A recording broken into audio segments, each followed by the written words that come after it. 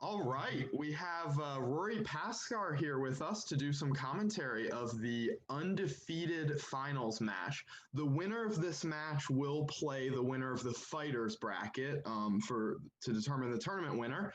But this is the undefeated finals between Charlie Reichel and Ari Noguera. Noguera, I believe is correct Thank you, pronunciation. Rory. No problem. All righty, the players are sitting down at the table. Let me open it up myself. Yeah. Open it from Ari. Yep, I got it. So Ari, I have Ari as the white checkers on the bottom. I know your checker color different, Perfect. but Yeah. just want to say good afternoon, everyone. Good afternoon from a cloudy, rainy, snowy day in Chicago. Just Oh wow, really? But it's a football day, football Sunday here in Chicago, so the weather is doing its job and meeting that expectation. Much better to be inside playing backgammon. All right, I'm gonna let the players know that they can get started here. Okay, and I believe the winner of this match is the finalist, and the loser actually progresses. Drops down, but is automatically in the final of the consolation. Or the final of the fighters bracket. So, right. And I believe if that person wins the loser of this match, then wins the final consolation. There's just one final match, or there's two final matches. Do you know how that works? Yeah, I believe it's going to be a single finals match. But don't quote me on that, actually. It says unless it's a repeat of round 6, this is round 6. Oh, okay. So it's one match if it's any one, but so if these two face again, then it is 2 more matches. That makes sense, actually. That is interesting. Yeah. Okay. I actually kind of like that. Yeah, but most likely it'll be one match unless it's this exact matchup. Well, the loser progresses to the final, so it's a 50-50. Oh, true. Chance. So it's like 50-50 then. Okay. Right. Yeah. Interesting. Okay. So I am ready when they are. All right. Oh, they already started. Sorry, I must have missed it. Looks like it was a 6-1 point, 6-2 run. And now we are on roll. Yep. Oh yeah. So now we have a 5-3. And looks like the split is right.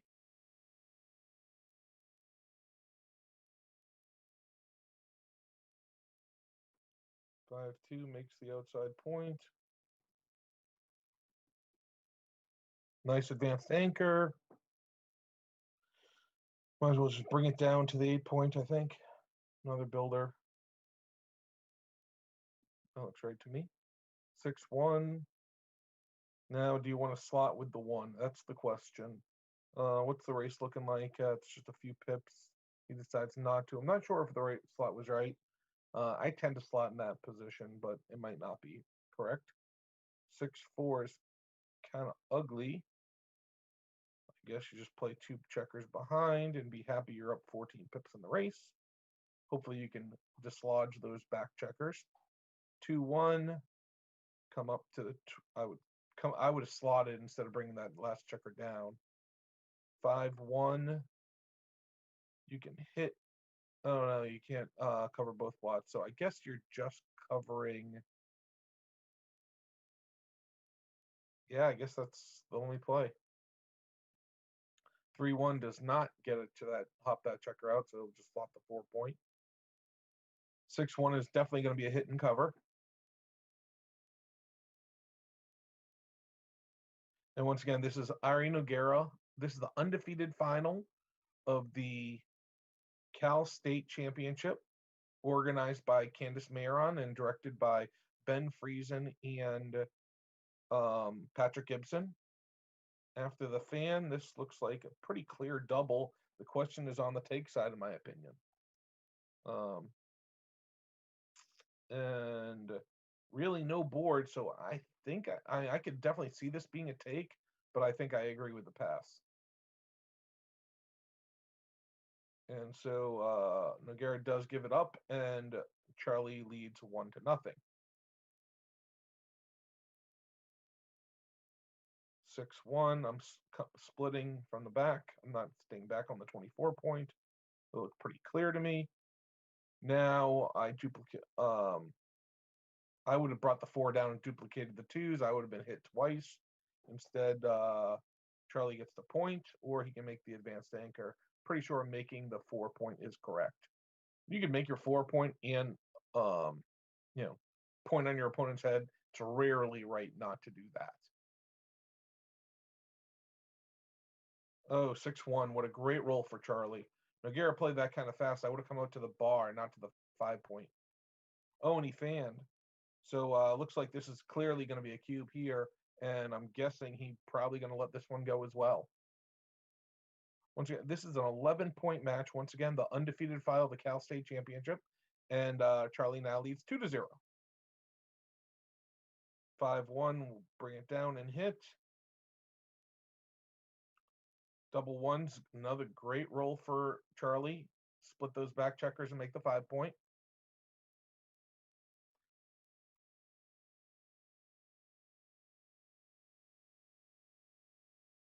Looks pretty clear. I don't see anything else here.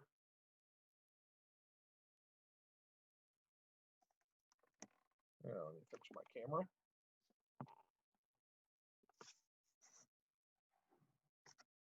A little bit off. There we go. I always think about slotting the bar. That can't be right. Got to split those back checkers.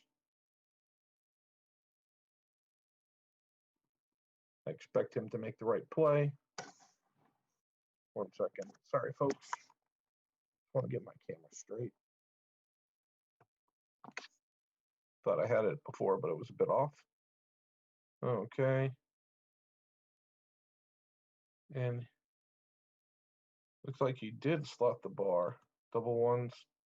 Yeah, he did slot the bar, and then it went 5-3, which just covered. 3-1. He just made it and brought it down. 6-1 made the point. 6-4 is where we're at. Oh, no, he progressed past that. Made the 4 point. 3-2. 6-5. Not a really good roll. Really wanted something 2-1 or something small. Ooh, double sixes. This is going to make a 5 point board and put 2 up. 3-2. I think I'm sending the cube here. Actually, maybe not. This is interesting. Double 2s is a fantastic roll. I split 1 and bring 1 down. Now he's surely too good. Although if he brings in the 5, maybe then you're supposed to double. But I'm sure he's too good if he doesn't bring 1 in. Good play, Charlie. Go ahead and pick up your dice. There you go. Double 2s, and now I believe he's too good. Looking for 3s and 1s to come up to the edge. Everything else you bring the checker down. 6 gets out, of course. Oh, he doubles this. That's awfully kind, in my opinion. I think that's got to be a pretty big error, giving up that point, or not continuing on for the attempted gammon. 6-3 should be. Is this a hit or a run? Not sure. This feels like the natural play to hit here. 5-3 gets hit back. 3-2 is the advanced anchor. You might look at hitting here, but this is clearly right, in my opinion. Double 4s. There you go. There's that advanced anchor. Make the 5 point and come on out. Ari finally has an advantage in one of these games. 4 or 5, that's going to hit twice.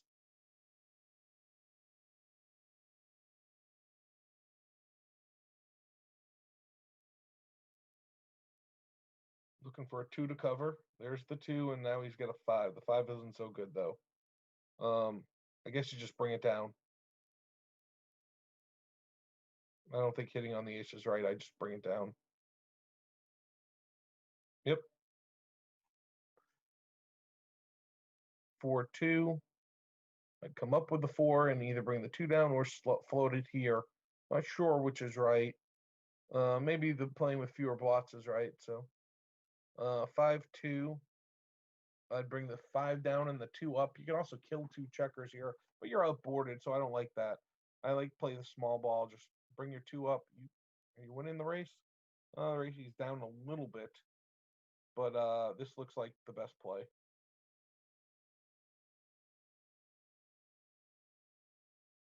All right, he's thinking about cubing, although I'm pretty sure he's glad he waited. It was right to wait there. 5-2, slot and go to the 4-point. Really wanted to roll a 6 or a 4 to take a checker out, but as long as he's progressing his board.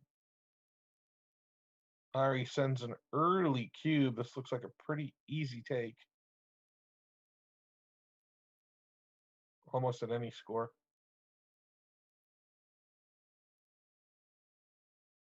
And Charlie does take it. 4-2, should make the point inside. 3-1. Make the point with 6-3, 8-7, I believe is the right play here.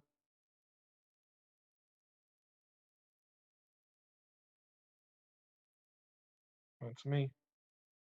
3-1, just bring a checker in. Don't want to leave any blocks. 6-1, you got to take a checker out and bring the 1 in. There you go. 6-4, that's a pretty good roll. Not sure exactly how to play it. Obviously, you're hitting with the 4. Is this the time to bring the 6 out? He says yes. That does give your opponent 1s, 2s, and 3s, and 6s. 1-5 is not one of the good numbers. So now he's looking to 5-2. You can either hop out all the way and make the mid, remake the mid, or he can make that 9-point. I think this is right and bring the 2 down. I think this is the best play. Double 1s, that makes the 5-point on his head. Huge roll. Now he needs to come in with a 1 or a 2. He fails to come in. No get. Oh, 5-4. Actually, it's not as good as I thought. But he'll. Oh, this is actually quite a dangerous roll. Is he even supposed to break his anchor with this roll? If he doesn't, he has to bring 2 in, which is pretty ugly. But your opponent's in the air, and even if he hits, you're better than 50% to make an anchor. So I think you do run a checker all the way. Or you could come in and out. And that would give you 6s and 4s. Wow, this is a big roll. This is going to be a very big roll. He decides to run with it all the way. Oh, double 1s. What a huge roll. That's going to come in.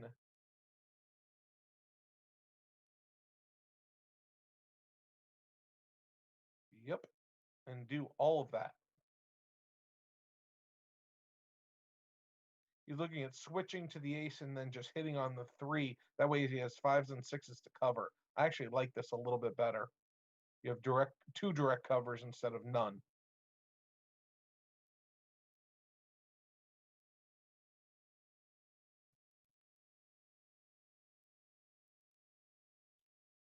Yeah, I prefer the other play myself. Yeah, I think he's going to make it.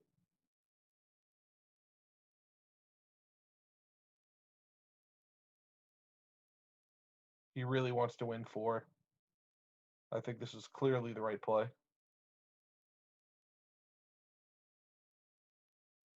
4-2 brings 1 in.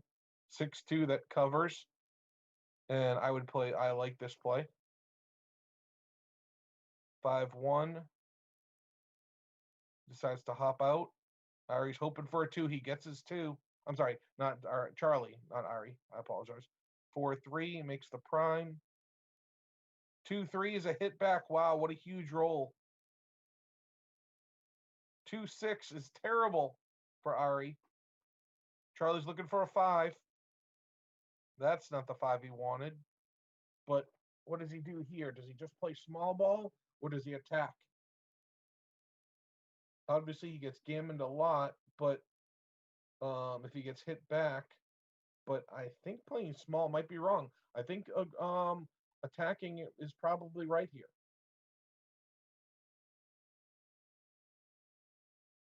Because he can win a gammon himself. This looks to be, although this gives Ari a chance to crack a point. All 6s except for 6-5 crack here. Or 6-5 and 6-6 don't crack. That's a lot of numbers, though. Not only do they crack, they leave a shot. I think probably the other play is right, but I'm not sure. 5-3 is a fan. Oh, 6-5 is a monster roll. Charlie.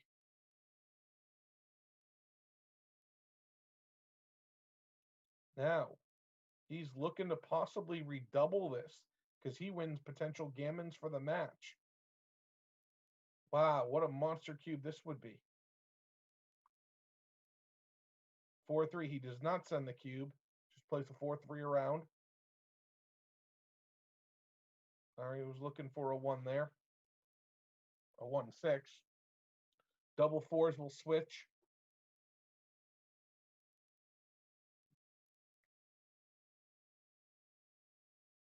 Four, 2 will kill sixes, bring 2 checkers in.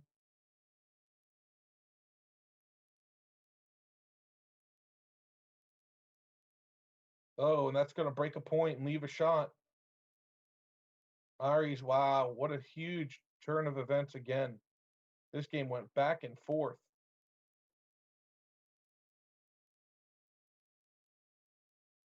Aries happy to be in this position. It looked pretty ugly for a bit. He still wins some gammons here. Not many, though, with that 2-point anchor and 3 checkers on the ace. Wow, he just keeps coming in and out. It's pretty good. Just bring this 1 in. Yep, put it on the 6-point. 4-1, come on around. 2-1, bring it in. I think I would just clear, I would not clear the 8-point. I like this. 5-1 brings the 5 out, so he's looking for a 1. Doesn't get it. Just a 3, and that's the 3. 3-1, run that checker. You don't want to get hit here. Now there's very few gammons. 6-4, bring it into the 4-point. Of course, it's forced. 6-3, no shot still, but such a strain. Oh, wow. 5-3 gets the checker out. Not sure he wanted to actually roll a 5 there. 5-1, that's going to be a shot. Oh, or he can just clear the 6 and he doesn't leave a shot. What is right here? He says no shots. 4-1 just runs the front checker. 15-10. This game has been rather interesting, back and forth. Both players had huge gammon equity at one point in time or another.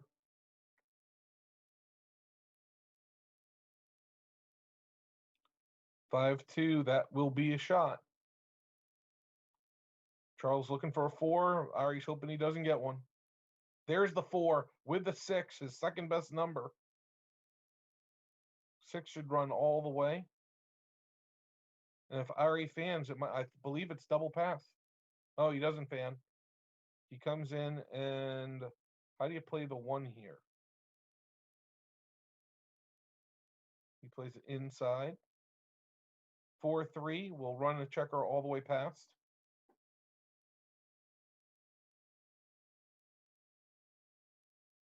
Ari's looking for a big number or an 8. He gets an 11. That's pretty good. Now it's a race, and Charles is a small favorite.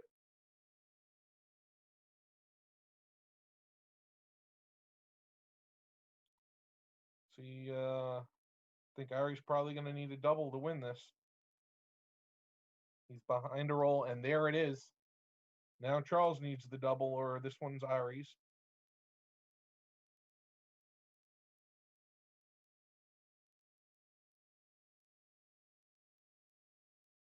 As I said, this game went back and forth quite a bit. Oh, that should do it. 1, 2, 3, 4. Only 4 target needs 2 doubles now, so that will do it. Ari takes this one down and cuts into Charlie's lead. Charlie leads 3-2. Once again, a match to 11.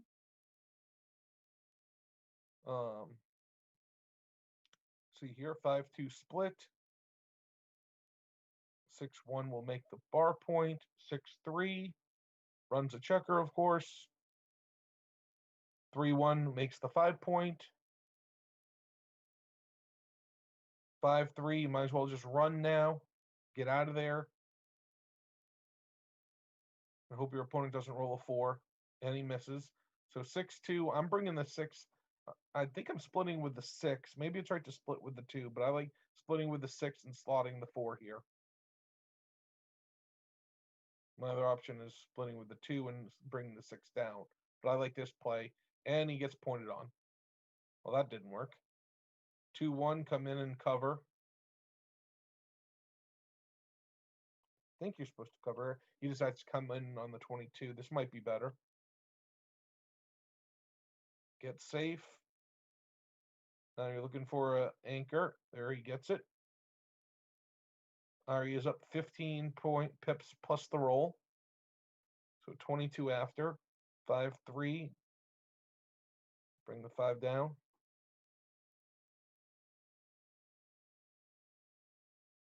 That is not a good roll, but even though it makes the 5 point, it's only 3 pips. This is going to be a race, so sure he's happy to have the 5 point, but and now this game just ended. Double pass for sure on the next. Oh, not for sure. Let's see here. So it's still 11 pips. It's now probably double. Now it might be a take. Now it probably is a take. Wow, what a big difference. Charlie says I'll pass it anyways. I could be wrong. Maybe that was a correct pass. I think it's probably fairly close. 3-1 will hit on the bar point. And we are tied 8 away now. 5-2 is a hit. Double 4s makes the 4 point where you could hit on the 14. Which is better? I think I prefer this as well. 5-4 will make the 20-point anchor.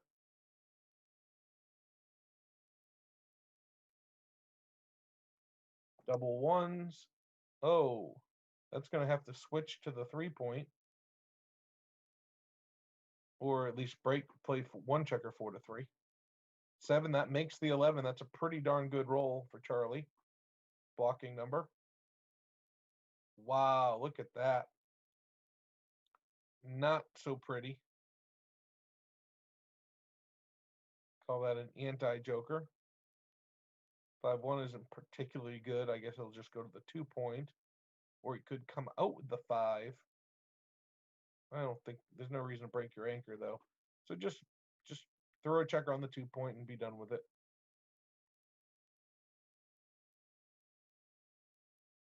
He decides to slot the bar. Maybe that's right. 1, 2.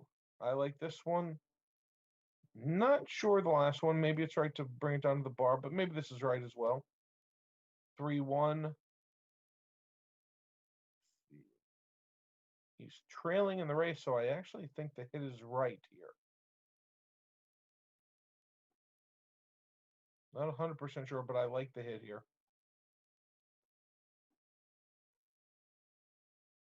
You would take the race lead with the hit. And if you don't get hit back, it's a big advantage. He decides to keep his anchor, though. 6-4. I'm guessing he's going to slot 2 points, the 3 and the 2. Could bring the 4 down, but I like this better. I'm stacked to 6. 5-2, not a whole lot going on here. You can either make the ace or... Oh, this is nice. Actually, I like the double slot because of the double blot. 6-1.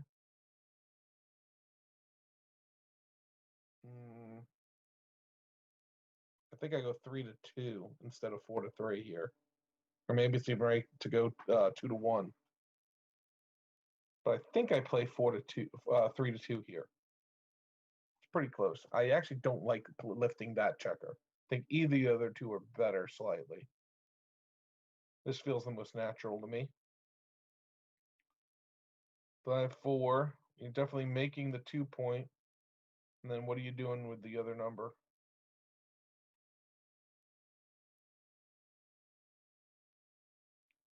Killing a checker might be right. This is clear. Double 4s is a great roll. 2 up and 2 down, or 2 out and 2 down, I should say. 6-1, that will make the 5 point.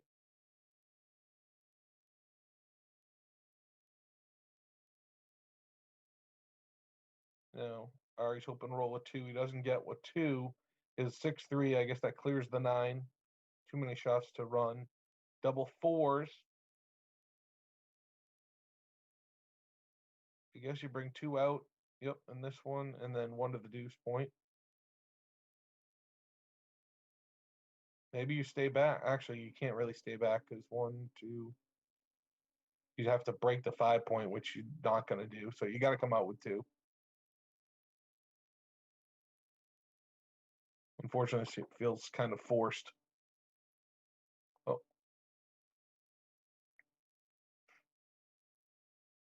Last one you could. Has he played any of them yet? I guess not. Those are the first 2, yeah. And then I'm just bringing 2 in. I'm sorry, 7-3, 6-2. Is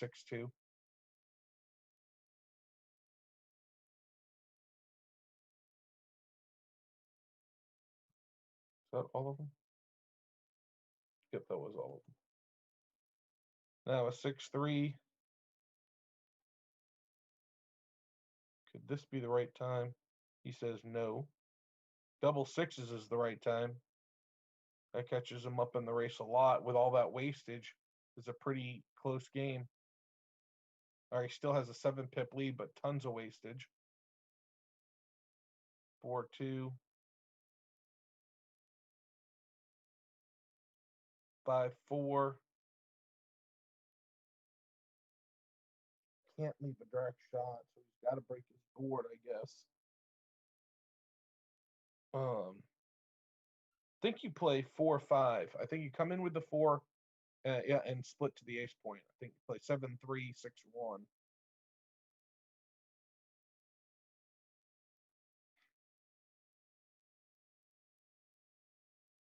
Five, 3. I'm leaving just an ace shot here. I don't want to waste any more.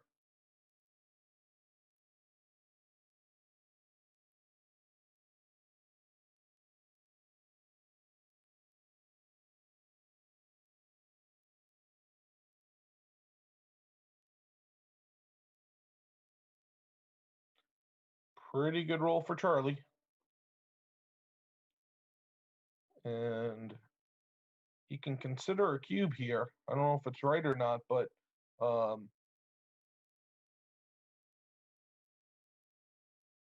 takes a checker off. That's pretty darn good. Was the last one 3-2, 3-1? I think. I think this is right for the last one.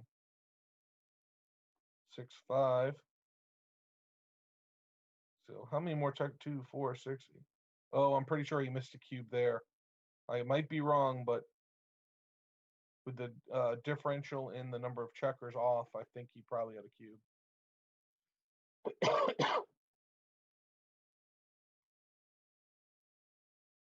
Let me go back and look at that real quick right before the double 3s. So it's 3 off, 2, 4, 6, 8, 10. Yeah, I had 2 more checkers off. I feel like he definitely had a cube there. 2-1.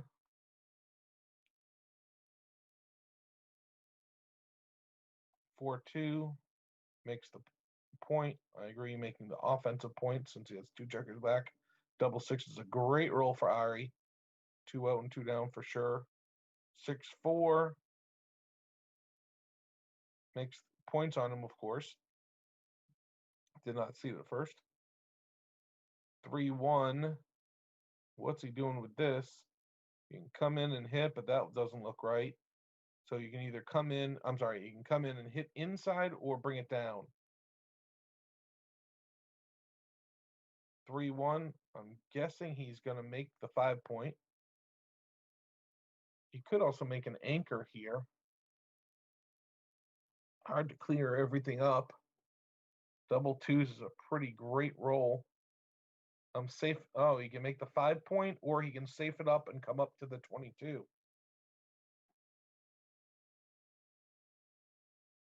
Huh. Look at the 5. You got to look at the 5 point here. So how many shots is that? That's 6 shots at that checker. He says, I'll leave him this instead. I'm not sure. I feel like the other one might have been better. Make the 11 and bring the 1 up.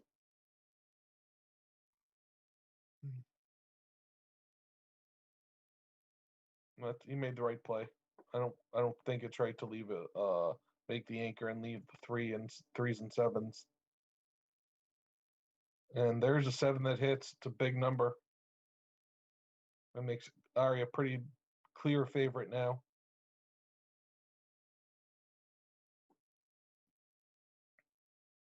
2-1 will play safely. 6-3, you can either run it the checker or you can just play to the 4-point from the mid. He decides to run and he gets hit for it. Double threes. You got 3 good ones, and he really wishes he didn't have to play the last one, but I think he's going to have to do it. And I would play it 6-3. Not leaving any more shots. I'm already down 9.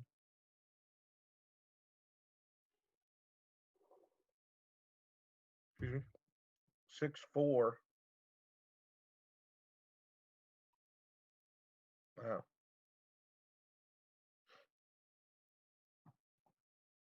I guess you just put 2 checkers behind. I just can't find another play.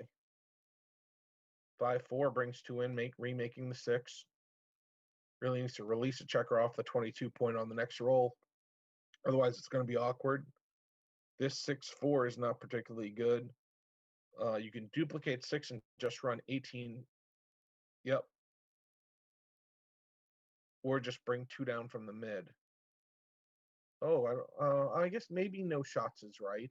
He's up 20 pips, and otherwise Charlie's coming to him. So maybe this is the better play. And I like slotting the ace with this. I like keeping those guys connected. Though if you do keep it going, it does duplicate the 3 that covers. So it cuts into the hit and covers significantly. Only 3, 6, and double threes. He does keep it connected. This is going to make the ace point. 6-4. The 6 will come across and the 4 will make the ace point.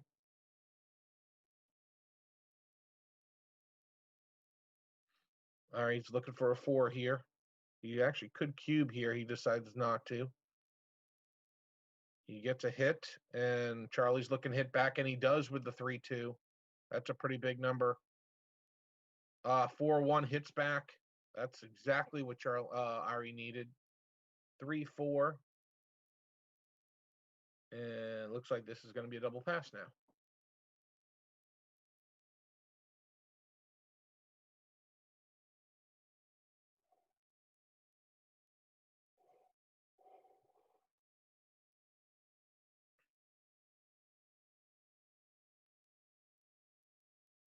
And we are at 4-4. 7 away, 7 away.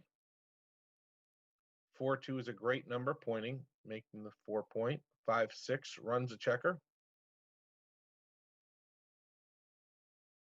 3-1 make the 5 point. So Ari's got a nice position here. 5-2. Now he can hit or give himself a position here, and he decides to go for position, making the 9 and bring the checker down to the 11. Double ones, I think you just make the advanced anchor. I would make the 22 point here. I wouldn't be keeping these guys spread apart. Maybe I'm mistaken. 6-1. Oh, he can hit or he can make the 5 point. Interesting. I think this is right, but the 5 point is so strong. But this gets that last checker out. If he doesn't come in with a 5, you're in a very, very strong position. Up nearly 30 pips. Still no cube here, though. Might be on the next roll, even without a point in your board. Let's see. 5-1. The 5 is definitely coming down in the anchor, so obviously not a cube. 6-5. Ooh, that creates 2 blocks, I believe. There's only one play that. Oh no, I'm sorry. He can either make the 3 point and leave 5s, or bring 2 down as a double shot. Bring 2 in as a double shot. I guess the best play is making the 3 point.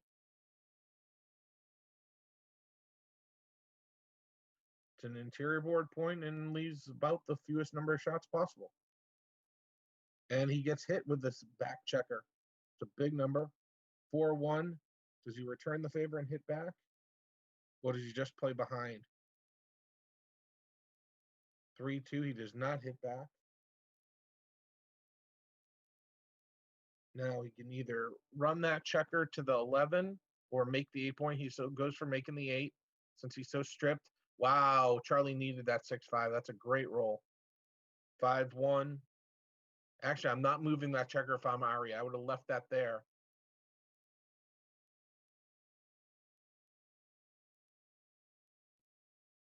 I was just going to put a checker on the 2 point. Make the 2 point, I mean. What else is he looking at? Yeah. 4-3.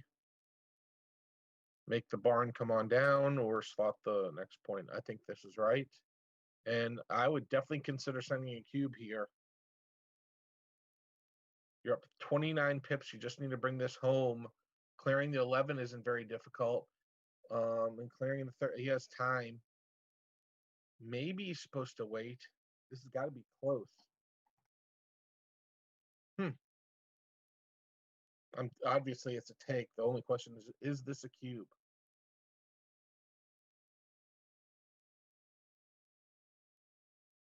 I probably double here, and I'm guessing it's probably slightly wrong to double here.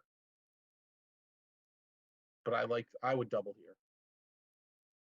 The take is just so trivial.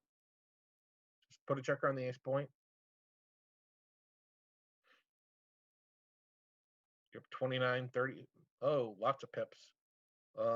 That makes the 3 and slots the 2. The race got a little bit closer, folks. I think you bring the 2 in and shift from the 2 to the 1 with the ace. It's a little less flexible, but also white has a little less time because he rolled the double 4s. It's kind of a back and forth thing. I mean, you gain, you get closer. Oh, I'm not leaving that 7. I am not leaving that 7 for sure. Oh, and there's the hit. That's why you don't leave the 7. He rolls it 1 and 6 times, and now you're about to eat the cube. You just, oh, he says he thinks he's too good here. Wow, that had to be a mistake, not reshipping, I would think. Or maybe he thought he wasn't good enough. Now he has 6s and 7s. So that's 17, 18, 21 numbers to hit. And now he sends the 4 cube. I wonder if I was mistaken. Maybe it wasn't good enough, but it sure looked good enough to me. Let's look at where I thought he should have redoubled. He has 3s and 6s to cover. And the race is dead even. I definitely think that was a miscube. I'm really surprised Ari didn't redouble this. That's got to be 21, 22, 23, 24, 25, 26, 27, 28 covers, I think. I think it's 28 covers or close to it. I think that was a miscube. We'll see later. 5-2, but Ari does get the 2 points in a roll later.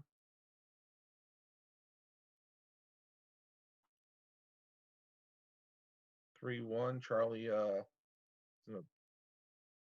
looks like Ari's already advanced most of his all his checkers out now.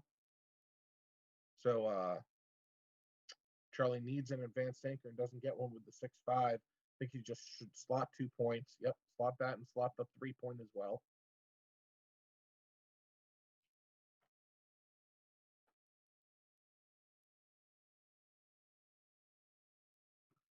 (4-1). He can just play 13-8, or he can pick and pass. I guess this stops him from making the advanced anchor so easily, so this is probably right. He'll come out to the bar now. And 4-1, he can make the 2 point or play 13-8. I think 13-8 is better. Oh, this is beautiful. I didn't even see this play. Nice find, Ari. He's got 2 blots over there, so why not hit? 5-4, that's going to come in, hit, and make the 16. Great find by Ari. This will make the advanced or the 18 point.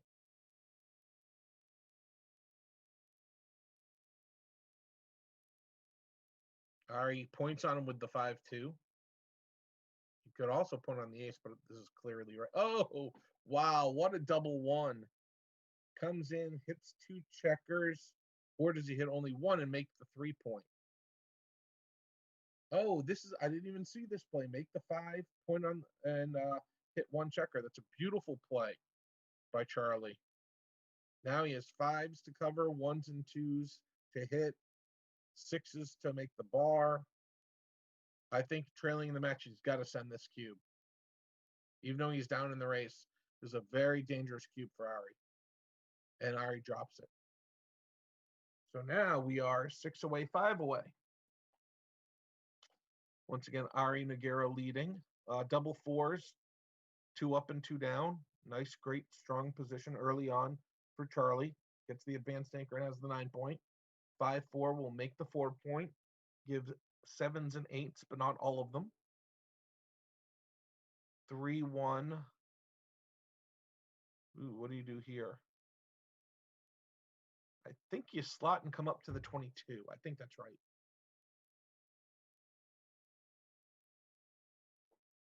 He decides to come all the way up, come up with both checkers, or come up from the 24 to 20. Oh, double 4s. Huge roll. Double. I'm going and sending the cube. Actually, this might be too good again. I'm sorry, this might be too good. He's got 4s and 6s to cover. He's got the 20-point anchor. He's up 29 pips. He might be able to double him out even if he gets unlucky, or somewhat unlucky. I think this might be too good. Clearly a pass. So now we're 5 away, 5 away.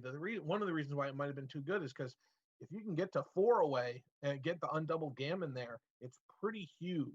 I mean, 4 away, 5 away is one of those scores where you really want that at 5-5. You really want that 1 point. So if you can win it at 6 away, 5 away, it's a pretty big advantage or a pretty big game. Double 5s is just going to bring 2 checkers all the way around, I believe. He can also make the ace here. Maybe making the ace on his head is better. It's difficult for him to make the bar for sure. 4-1. Although this doesn't feel like a cube. Maybe I'm wrong, but this does not feel like a cube. Ari sends that cube, and what does Charlie do?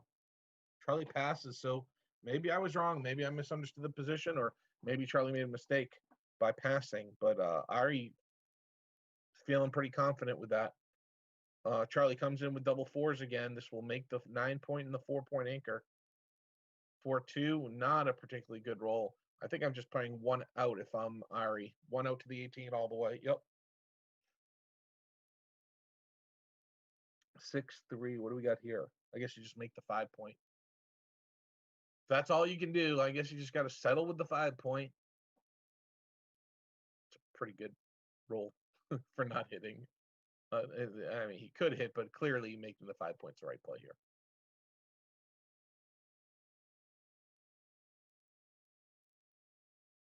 You'll have the 5-point. You'll have a 4-point anchor. If he doesn't roll a 6, he's got he does get the 6. But if he doesn't roll the 6, he has a checker back. He's probably moving that checker off the bar point. 3-2, just slot 2 points here. 5-4. Not a particularly good roll, but he's not worried about leaving a shot because he has 2 blocks. So I think you're supposed to run the 2 back checkers, even though you're down a pip. Although 2s, 3s, 4s, all 2s, 3s, 4s, 5s, and 6s all make another point. So maybe he's not. Maybe this is the right play. 2-5 would have hit and made the 4-point. Now Ari says I can run since he has 3 blocks.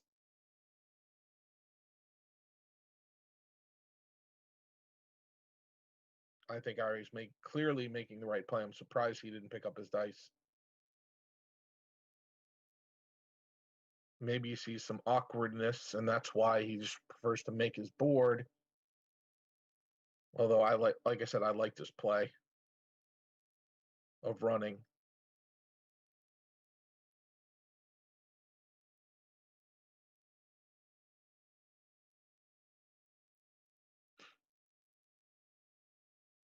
There's not a particularly good roll. You're supposed to run from the run the 18 or clear the or slot the 5 point. I think this is the time where this is the right play. Good play by Ari, I believe. And now Charlie's thinking about doubling. He decides not to, but gets a big 4-3.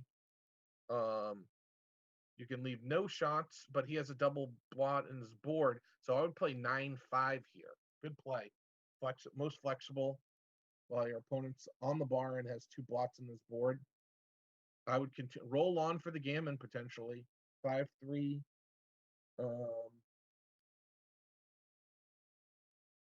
Is it 5 down, 3 in? He brings the 5 out, which I would not be afraid to do that.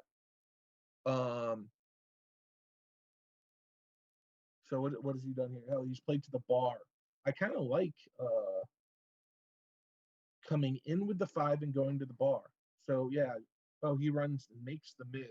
I would not do this. I think all the action is inside Charlie's home board. So I would put my checkers in position to do something there. I think I would have been hit. This makes the 2 point, but now he only has 2 numbers to attack, and now Ari has a 3 point board. Although I think I'm still playing on. This is just a really risky position. Although 1 point's probably worth as nearly as much as 2, so maybe that was a double pass. I actually think it really was. I rescind my previous comment. Double 2s comes in, makes a point. I guess you come up with the last one. You could come down. 6-4 makes the 2 point.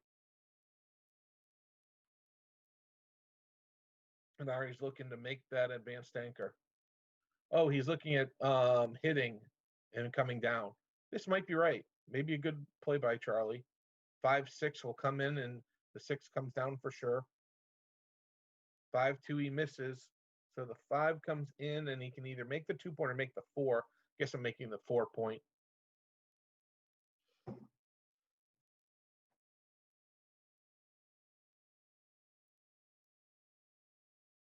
He says no blots and keep a checker on the 6. This might be right. I like the other play better, though. And now he makes the bar and brings 1 down. 6-1. I'll put another checker on the 6 point. Could stay there and split. Not sure that's right. And Ari says at 4-4 away, I'm going to send a cube in this prime-ish position. And Charlie passes. 3-2. Brings 2 down. 5-4 hits. I think this is the right way to hit 2 as well. 5-4 hits back. Or it makes an advanced anchor. I like the hit back. 3-6, and he doesn't hit back. Has to consolidate and go to the 8 point. Double 1s, pretty good roll. Makes the 5 point. I think you have to split at least one of the back checkers with at least 1. I guess you come up and get connected with that checker. Oh, he safes a blot. Really? I would not have done that. Maybe I would have been punished, but this is a pretty darn good roll. This makes the 8-9 and the 4. So Charlie's got a pretty strong position here. 2-6 will have to come up with the 6. And don't be surprised. Yeah, I guess Charlie doesn't have enough to double here, but I wouldn't be surprised if he doubled either. I don't think this is right, but he's definitely thinking about it, and I can't blame him. But I'm pretty sure this is not a cube.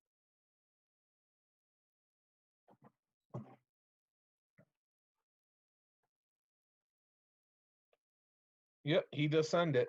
And this is going to be a scoop. Absolutely. 4-3. It's like one of his worst rolls, actually. What's he do? Is he supposed to hit on the 2? I guess you have to hit on the 2 point.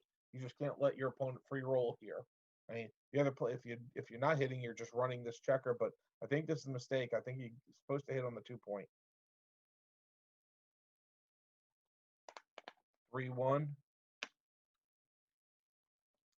That's the 3. Where's the 1? You play 6-5, 22, 3, 22. He placed the 9 point. Ooh, interesting. I think I would have been hit because I don't think I would have played to the 9 point. But that's interesting. Maybe it was right because if he doesn't get hit, he has good 5s and 6s that make the bar, and 4s that make the 9. So maybe this was a good find. The 6 hit. Charlie got aggressive. Oh, and he gets a fan out of it. 6-2. This is going to hit a second checker on the 16. 24-16. Put a second checker in the air.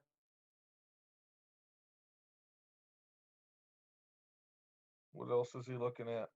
Well, this is, to me, clearly the right play. Ari needs an anchor. He's down 60-ish pips. He doesn't get his anchor. He's in big trouble now. 3-1. This should hit 2. Hit on the 3 and hit on the 2. You should be in this is a blitzing position for sure, especially at this score. That puts 3 checkers up. Ari's in big trouble. Anything else would be pretty much terrible. This is such a huge play, so clearly right. You don't want your opponent to anchor. 3 up in the air makes it really hard for him to anchor. 5-4 comes in. Once again, he's blitzing here. He can't hit on the 5 point, at least not the way he wants to. So what does he do here? I guess he makes the 2 and hits on the ace.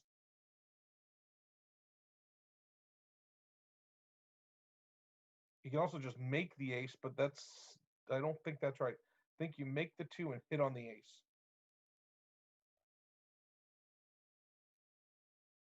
And that's what he does. All right, he's got 3 up. He needs to roll a 5 here.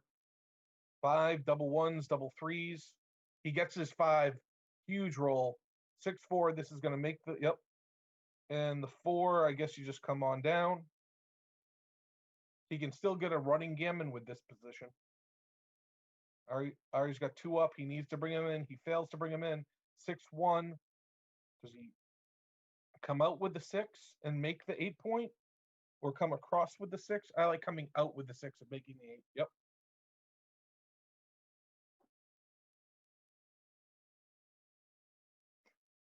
Oh, another fan. Double 4s.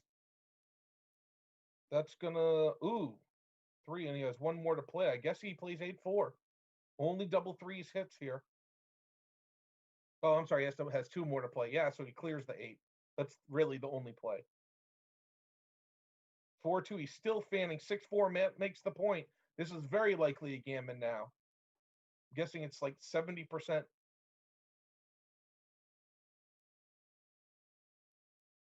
Does he not see he can make the point?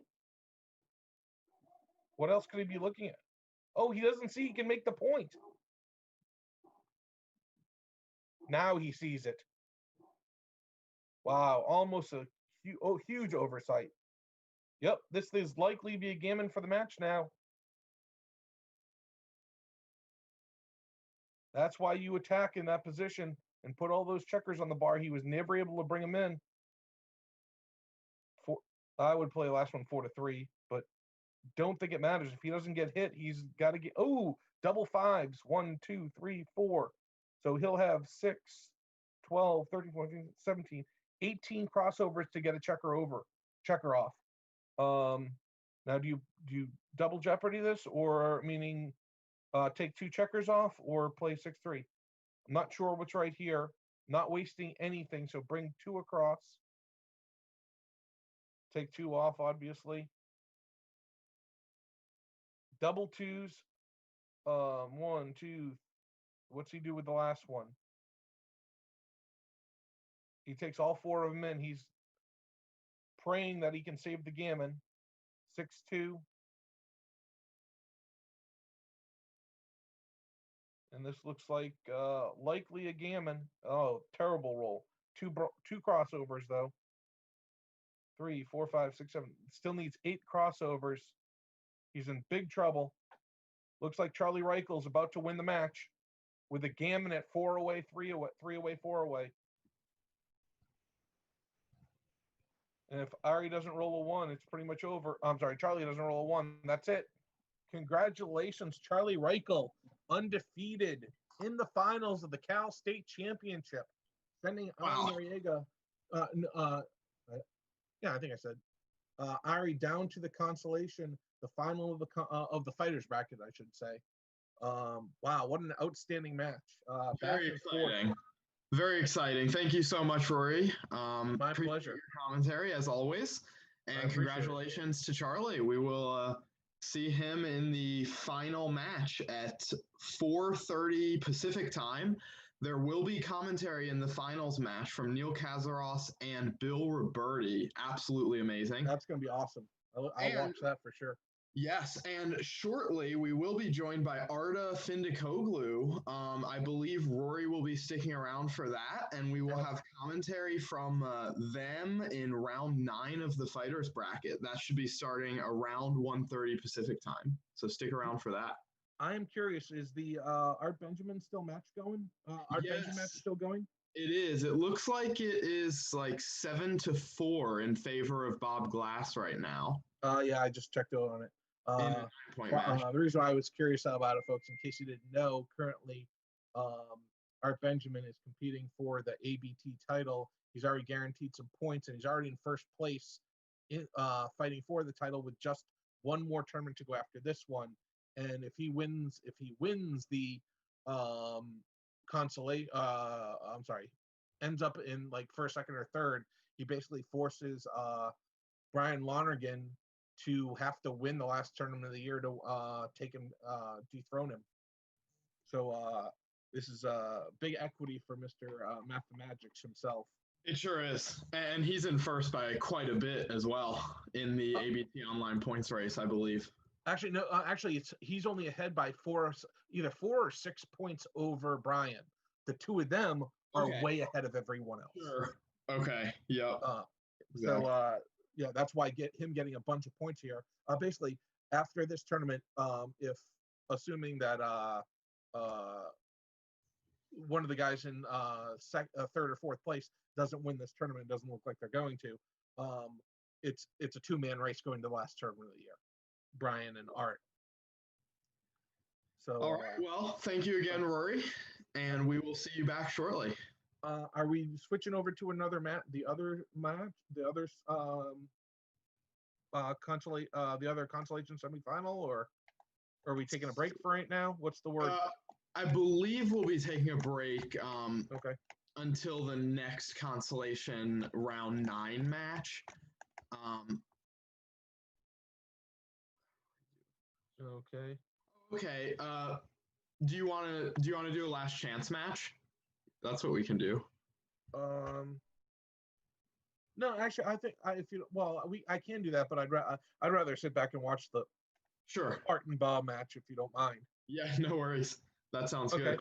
So I'll be back with Art in about half an hour or so, 45 minutes maybe, for the fighters semifinal match. Awesome. Sounds great. Great. Thanks a lot. Thank you, Rory.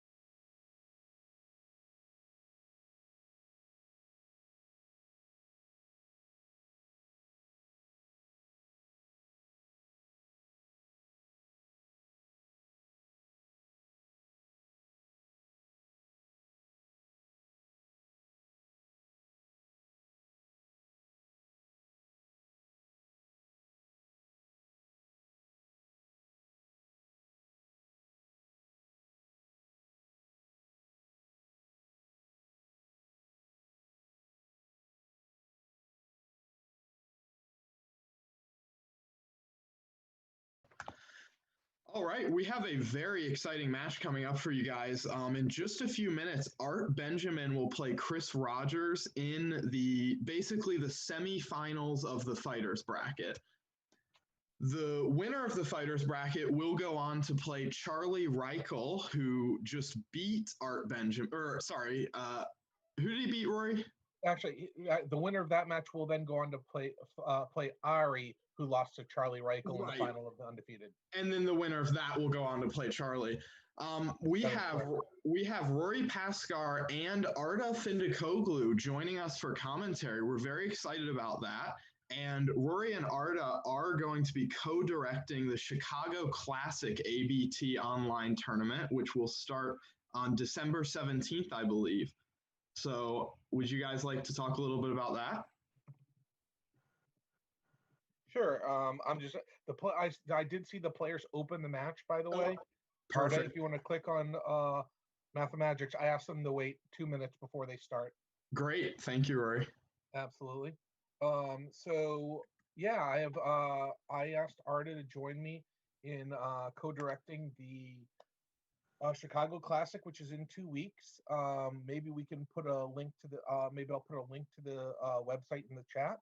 The website is chicagoclassicbg.weebly.com and has all the tournament information there. We have a super jackpot, a limited jackpot. The main event is a more Swiss event. If you've played in any of my events, you know what that's all about. It's going to be triple elimination, but it's condensed. A lot of my other previous Chicago tournaments or more Swiss tournaments have been one match per day for the first few days and then 2 or 3 matches on Saturday and Sunday.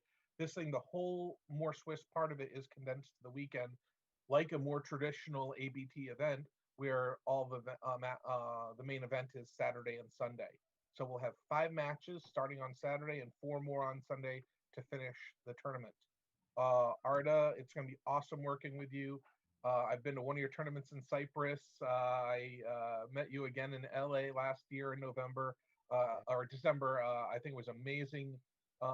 Candice Mayeron, the director of this tournament, obviously, is so inventive and comes up with like the best ideas for her tournaments. Obviously, having you last year, and then I really wanted to mention, I wish she was here so I could actually say it to her, but having the Danes join Bob Wachtel yesterday on the lecture call, Zoom call, was unbelievable. I don't know if you heard about it, but Bob Wachtel was joined by Mark Olson, Mort Holm, and who was the last person?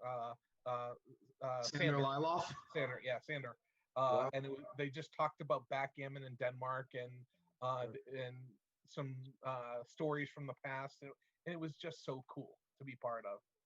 And that lecture is archived on the USBGF YouTube and ABT Facebook page if you'd like to give that a watch.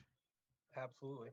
That personally, I will do that for sure. I knew there should be something like a lecture, but I didn't know who would be the participants. Perfect. Yeah. And as you said, Rory, last year I was there in Los Angeles in December.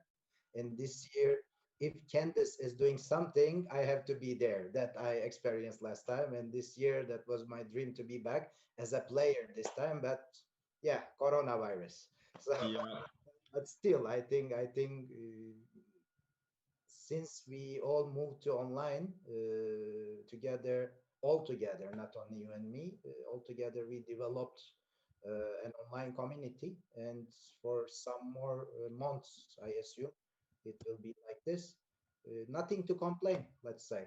And I really appreciate the invitation from Carrie to me to participate in this commentary session in such a high level of the tournament. Yeah, it will be fun. Yes. Well, we really appreciate having you guys here with us. I will let the players know that they can start, and I'll leave it to you guys. Thank you so much. Absolutely. I believe on the top, on the bottom side of the board is on the stream, anyways, is Art, and on the top is Chris Rogers. Is that how you have it clicked on, Mr. Arda? Reds are Mathemagics. You should be looking at just at Grid Gammon, so it's however your Grid Gammon is set up. For me, it's white and brown, but bottom is Mathemagics. Yes, correct.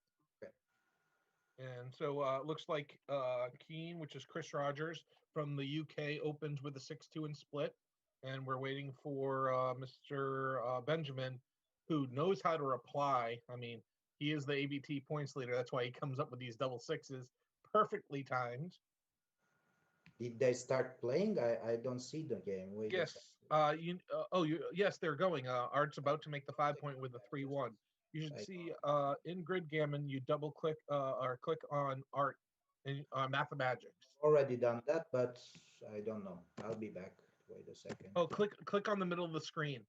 That might be. I'll do that. I'm coming back. Yeah, Art was looking at the hit, but I think this is clearly right, making the 5-point. All right, 3-1. Yeah, he's made the 5-point, but hasn't picked up his dice. He was looking at the instead of making the 5-point, the hit. So I think I agree with the non-hit. I like making the 5-point. Exactly. So Chris is 4-1. What do you think here? I think I would escape that checker. Yeah, I cannot see anything better. Yeah, just safing the blot. Mm-hmm. Double twos.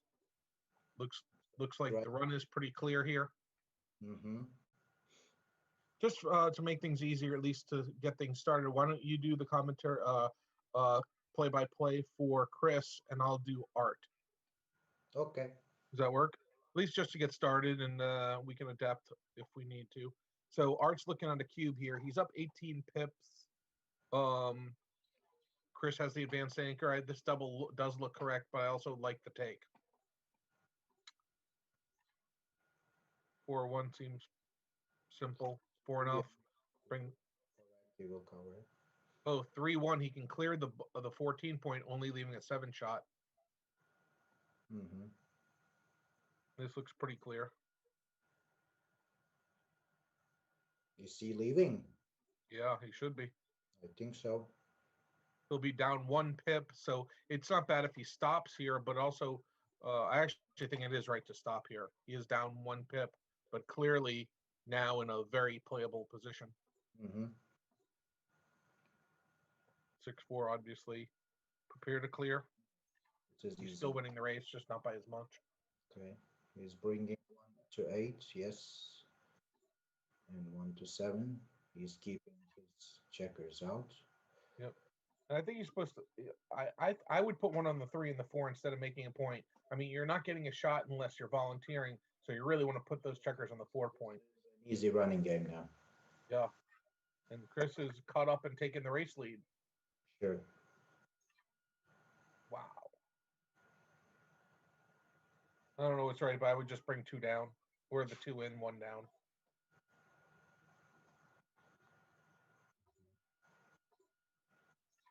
I think it's trivial. Both goes to 5, I guess. Oh, he doesn't want to lose that pip. Okay. The 5-3, I bring the 5 down and put a checker on the 4-point. I think this is slightly incorrect, but I might be wrong. It's pretty small. As long as you're putting on the 4, 5, and 6, you should be okay. Chris will just put the checkers inside, trying not to lose a pip.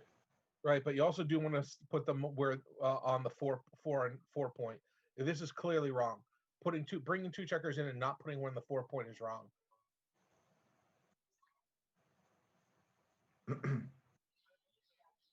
And what's this rate? Oh, this is a mathematics at Benjamin. I'm sure knows the right decision, so I'm gonna guess that he's passing here. But he took.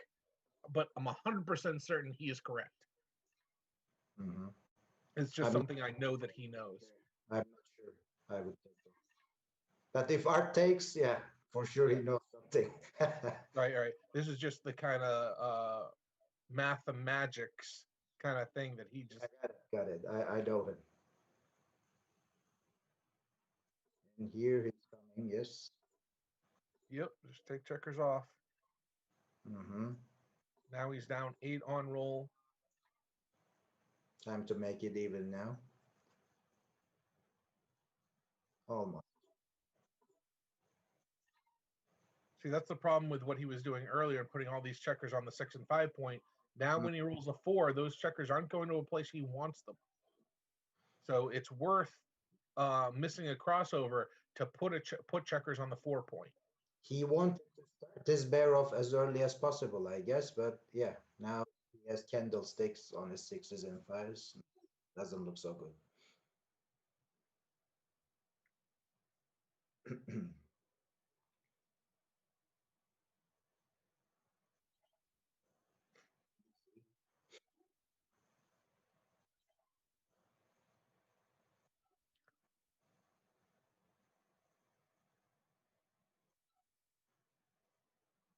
Actually, pretty sure 6 to 2 is right here, but it's minor.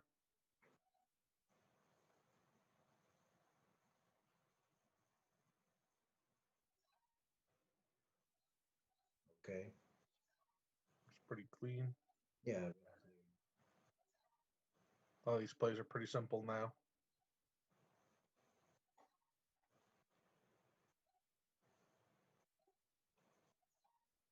I think he urgently needs a double 6 or double 5. Otherwise, Yep. Otherwise, this game is over, and Mr. Rogers will take a 2-0 lead. now or never.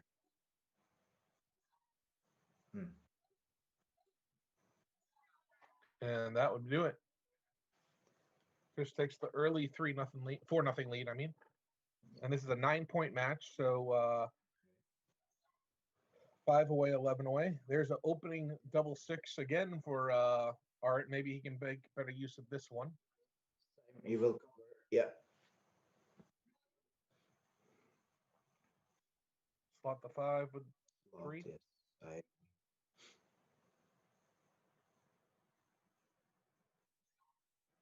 Fairly uninteresting first couple games with these very quick double 6 advanced building games.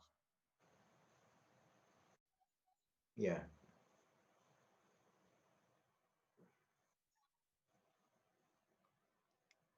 Six two. I actually don't see much value in keeping the midpoint, and I really don't want to go too deep. So I think bringing 2 down is correct. I would agree with this one. Yes.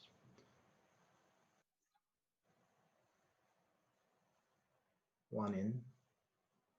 I think he will bring one inside from midpoint. You don't think it's right to clear the 11 and start working on points inside? You want to, because it's a close race, you think it's right to keep the extra point? Also, it is a point for him to break when he wants to clear the mid. He can. It's a point for he can bring it down too. So maybe. Yeah, I agree. This should be better. This should be better for future purposes.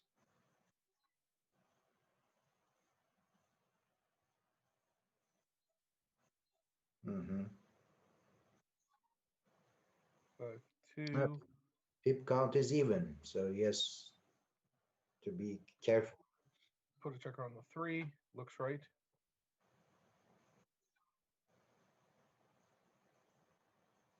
Okay. You should. I know you want to make the 4 point, but you really don't need it. You're not. He's not volunteering a shot. So playing Yeah. the 2-1 down, I think, is better. Yeah, yeah. I would keep the spare. Right.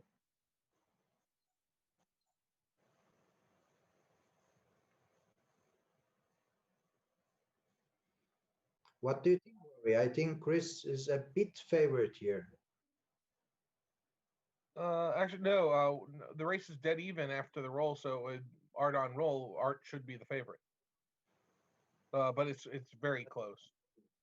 Chris will clear his 10s, then 8s, then he has a spare at his 13. Oh, So I'm not. I think he's making a mistake there. I think he should have cleared the.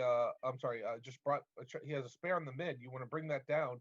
You want to keep the 2 points in your side of the board as landing points. So you same roll reason, 5-3, you can clear.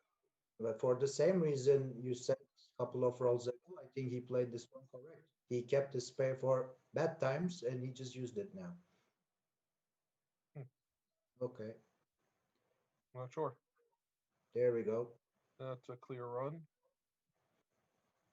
Mm-hmm. 3-2 you can't hit, so it'll just make the 3 point here. We know what's coming, right? And now Art can consider a cube. Trailing in the match, it sure seems like he should be doubling here. Up 7 pips. I agree with the double here. It's a pretty easy take though for the leader. Mm-hmm. Because I mean, for money, you're never passing this. So if you're never passing it for money, I think the question is if he will double or not. The answer is easy.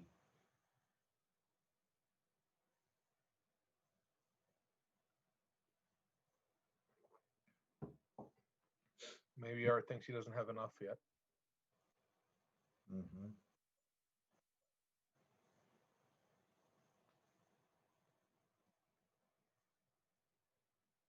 And with that roll, he's sure happy he didn't double because Sure, it was a exactly. fairly close race, and now it's going to get closer, or he's getting hit. One of the two. Mm-hmm. No, 4-1, it was a very bad roll for him. So Yeah. yeah.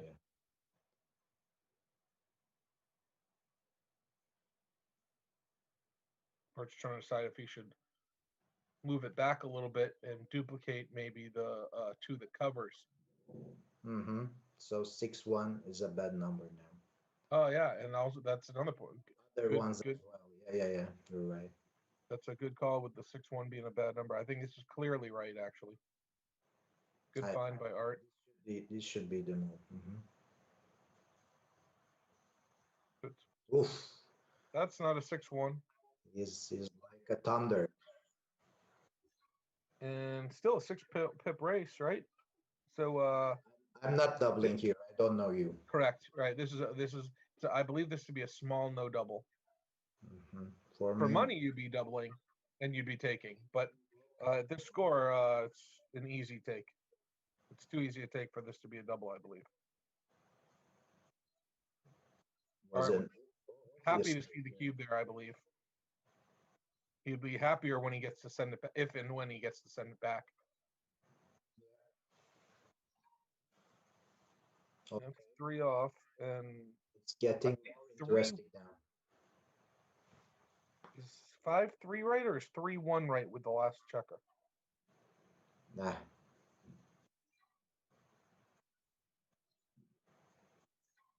I think I would go for 5-2 there.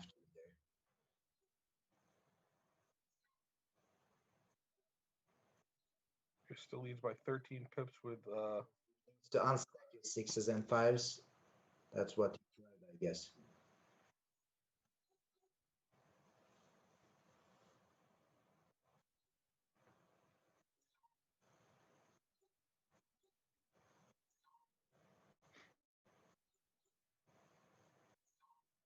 that's a big number Art needed. That actually makes it even. Well, he can be off in 2 rolls if he doesn't miss. Without a double. And he might. Does he have a redouble if he? No, he'll be a small dog, so he does not have a redouble here. It's not a redouble. What do you think? I think it is not a. He's a dog, so less than 20 numbers get off. Yeah. So he was correct not to redouble, and he's down 6-0. Well, that's unfortunate. Was not able to complete the comeback. He will start playing more aggressive, I guess. At 6-0 till 9. Definitely want to be more aggressive with the cube for sure. Mm-hmm. And obviously, leading 3 away, 9 away. This will be a pretty cautious cubes for Mr. Rogers with any kind of gammons. He'll be too good. This is going to make the ace point and bring the last one in, of course.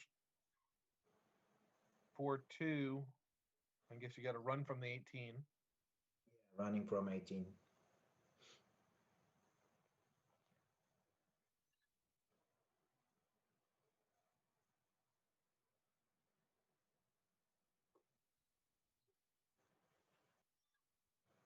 Good. Oh, 3-6. Great roll for Art. He needed that. And he gets hit. Wow. The game. Yeah. Any fans? Now Chris is thinking about doubling, but he shouldn't be. He should just roll the dice. Yeah, at this score, I definitely wouldn't. 2 up from the back. Still, you're too good here. I think so. Up 41 pips. 5-3, 5 down, 3 in. Correct.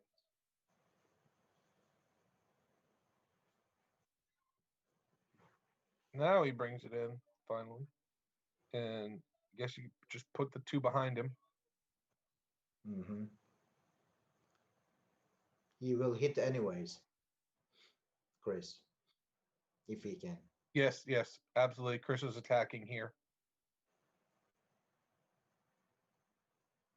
Or is he not? Is he just running? That gets safe. Of course, that was an exception. A very good roll, I think. Yeah. And is far ahead in the race.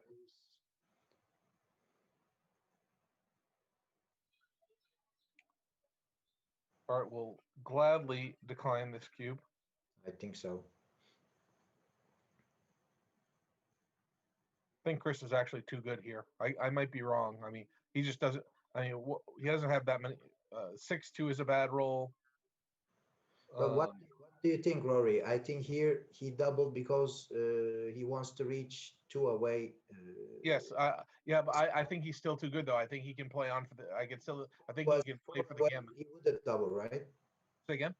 If the score was 5-0, I guess he wouldn't double here. He would play for 2 points in that case. Yes, yes. But I still think this is too good. I might be wrong, but I feel pretty confident I would be playing on here. Especially if I'm playing such a super strong player like Art, I wouldn't double. And when I catch him, I want to score more points. But Sure. I can understand Chris's concern here. Yeah, there are actually more numbers that leave a shot than I thought originally. 6-5, 6-2. And he's thinking a lot because slowly he's losing this. He has to risk it somewhere, but is it the right moment? I'm not sure. 5-3 is kind of awkward. 2-1 is kind of awkward. But I don't see enough to take this. I don't see anywhere near enough to take this. I don't see as well, yeah.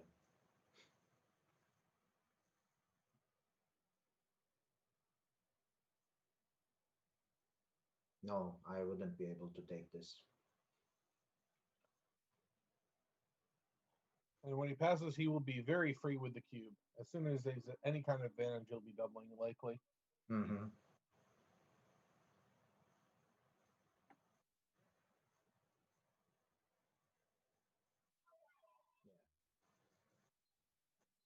And there it is. Although Chris opens with a 3-1, which makes the double pretty easy to take. Oh, and another double 2. Yeah. Anchor and the point. Mm-hmm. Wow. Now he's in a gammonish position to win the match with an undoubled gammon.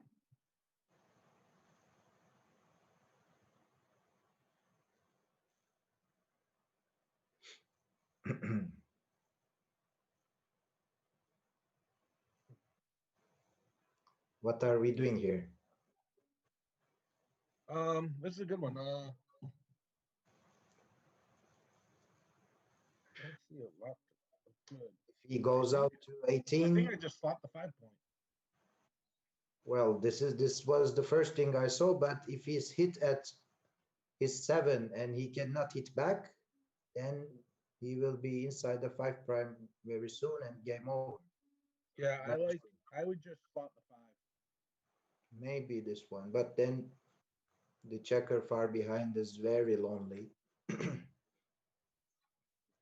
Very hard. Yeah, I don't like this play by Art. This is going to point on him. Oh, he doesn't have to. He makes a 5 prime instead of pointing. He played that very quickly. Maybe it's right to make the 5 prime, but you got to at least look at the point. Because he still have reasonable percentage of a gammon. Right. He should have at least looked at it. Yeah.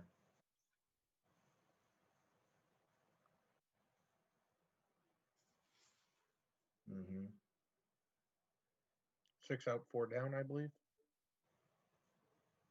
Yeah, I think. Slot the back of the prime.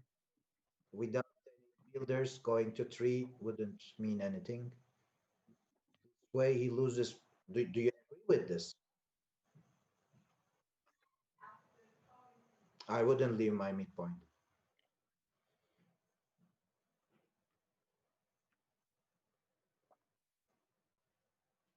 Two down, three in.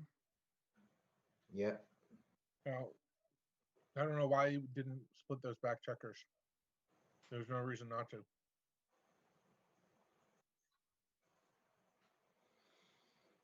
Hmm.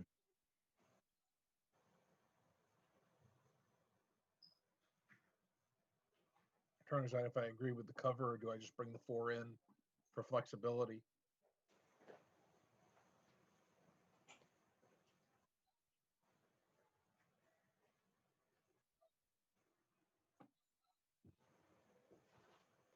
But why did he leave the midpoint? I still try to get the idea.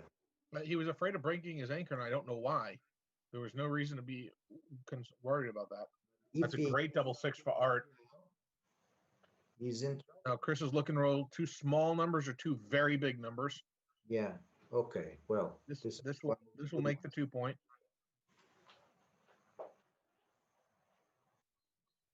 Oh, he doesn't make the 2 points.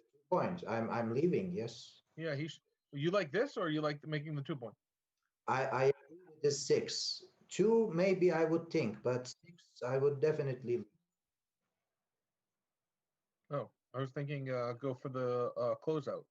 I would keep my 5 point 5 prime there.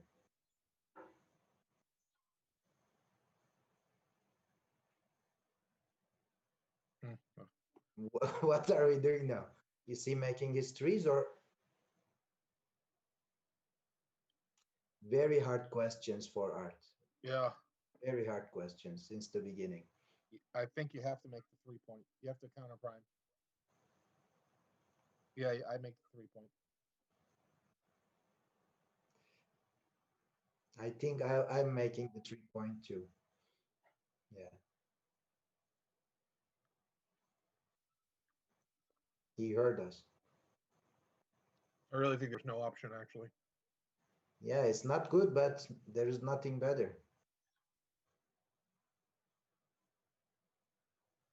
Bingo. Oh, he needed that anchor. Maybe this is. Wow. All the way to the edge. Yep. Yeah, maybe this was. He's only down 11 pips. This is a winnable race with a big double. I agree. That double one was huge, actually. 2 in. Oh, no, he should go to the. Well, it doesn't matter. I would have gone to the 4 point. Oh. No, Chris is rolling too strong, I think. Yeah, it's one double ones. It only stops 6s for a roll or 2. It's actually so far probably a bad roll. It's probably actually a bad roll. He just wants more pips and he wants to clear from the back. Now, if he rolls a 6, he can't clear from the back. I think it was really good. Now, slowly, he will bring them inside. At least he will try. Oh, he clears the 7 instead of the 8? Wow. He would have run on me because I would have cleared the 8 point for sure. I think he wanted to put 2 checkers inside, that's why. Blocking longer should be and making it easier to come home rather than immediacy of bringing 2 checkers I in. understand, but his intention was to come in as quick as possible.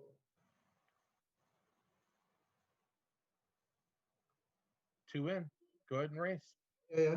He already started going this path, so he has to continue. Yep. No.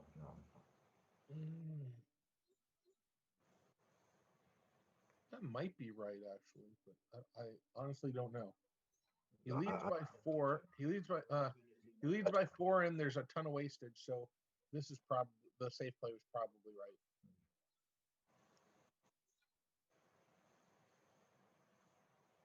Hard just needs to go so he doesn't lose more in the race. Immediately, yes.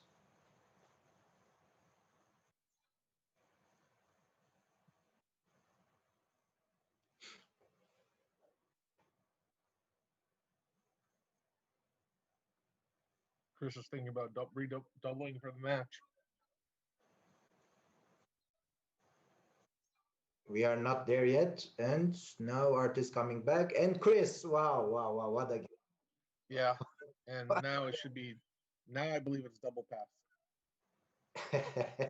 because the take point is not that much lower than money. Actually, I'm not even sure if it's any lower than money. What a game! Oof. Chris will go up 8-0 here. Art, what's his name? Art's not taking this. I think Art's double five brought a little hope to his side, but that was only for a few seconds. With double six, Not even. boom, it's gone. No, he can't take this. Do you think he can? No, no. It's a monster pass. This would be a huge error to take. I think, yeah, with seven checkers out. Because even if he redoubles and he wins, he only gets to 4. So it's not like yeah. So he needs to win. The take point is much lower than you is much higher than you think. Mm-hmm.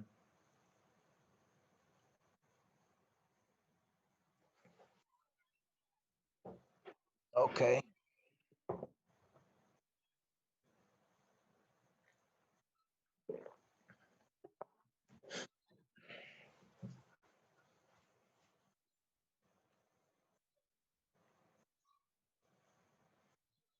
Great roll for Art.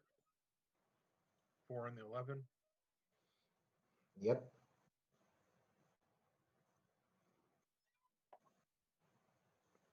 Nice 9 point for Chris. Yes. I think Run he's the front or back checker. I think the front checker, but I'm not sure. front one, right? I think so.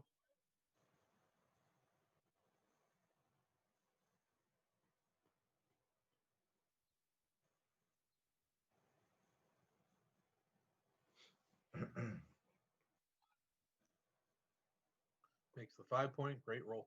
Yes. 2-1. Just get safe. Bring it around. You don't want to step up here because that gives him more pointing numbers on your head. Sure, sure. If he moves to 22, Chris will hit him anyways. Mm-hmm. Double twos makes the bar. Wow, another great roll for Chris. And double fours, a much needed great roll for Art. Not as good as Chris's roll, but yeah, this one is. And I think he's supposed to make the 5 point here. And the reason why is he doesn't have a lot of timing, so he's likely going to have to attack. So you want to attack with a better board. I agree with you. Yeah. So this is the other play, but I don't think this is right. I wouldn't be making the 5 point. I would be making 5.2. It's an interesting one to look at, though. I think my reasoning is correct, but I'm not 100% sure. If Chris doesn't get a 6-5 next round, well, then our reasoning would be very, very helpful for him. Mm-hmm. And he got the 6-5. Wow. So Art was correct. Clearly the right choice. Yep, the one play rollout favors Art's play.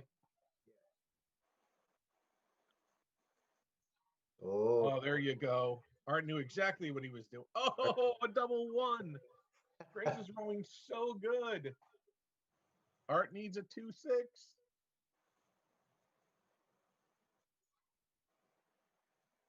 3-1. Am I leaving? I don't think I'm leaving any blots in the outfield, so I'm just coming in with the 1 and going to the ace point. In order not to leave 2 blots. Yeah, I don't like leaving any shots here. Yeah, I mean, yeah.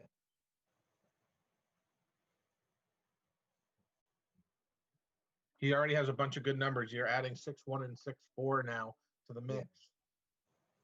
Whereas those aren't particularly good numbers if you stay back. So, but Rory, at this score, maybe he shall not care about that anymore. He shall care about the gammon. Yeah.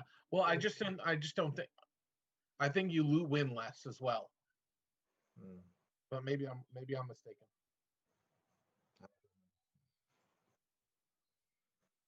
He shall do everything to keep Chris inside until he crashes his own board. That's the main concept. I think. Yep, this is my play. Double ones. All right. I'm coming up to the edge and playing 10-8. Correct. I would save that lot. Yeah.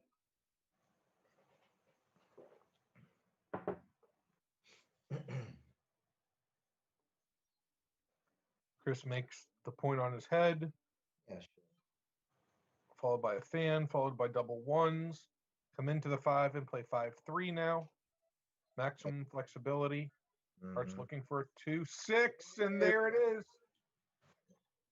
How long before Chris gets double sixes is the question. The way the match has gone, it should be the next roll. I was surprised it wasn't that one. Well, after that 2-6, if there comes a double six, then this game is not fair. I like this play as well for Art. Does he come out with the 6 now? He's I think he should wait. Yeah.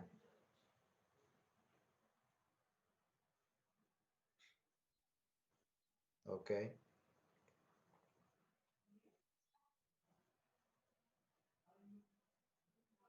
5-2. Mm-hmm.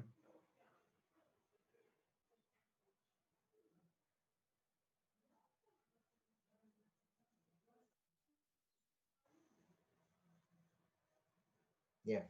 Chris has just been steamrolling. Every time Art does something that's a positive, it's countered by something even more positive for Chris. So we're just kind of expecting the that to happen in this game, but it hasn't happened yet. Maybe things changed. Who knows? Does he leave a shot? I think he is supposed to just play offensive. I would not make the ace point. I like this. I And would it's either play like this too. So if I'm not Chris, sure if I like 2 down though. 2 down might be slightly better. I play like this. So if he makes 3 point using his checkers from 8, he will still have 5 prime board. Okay.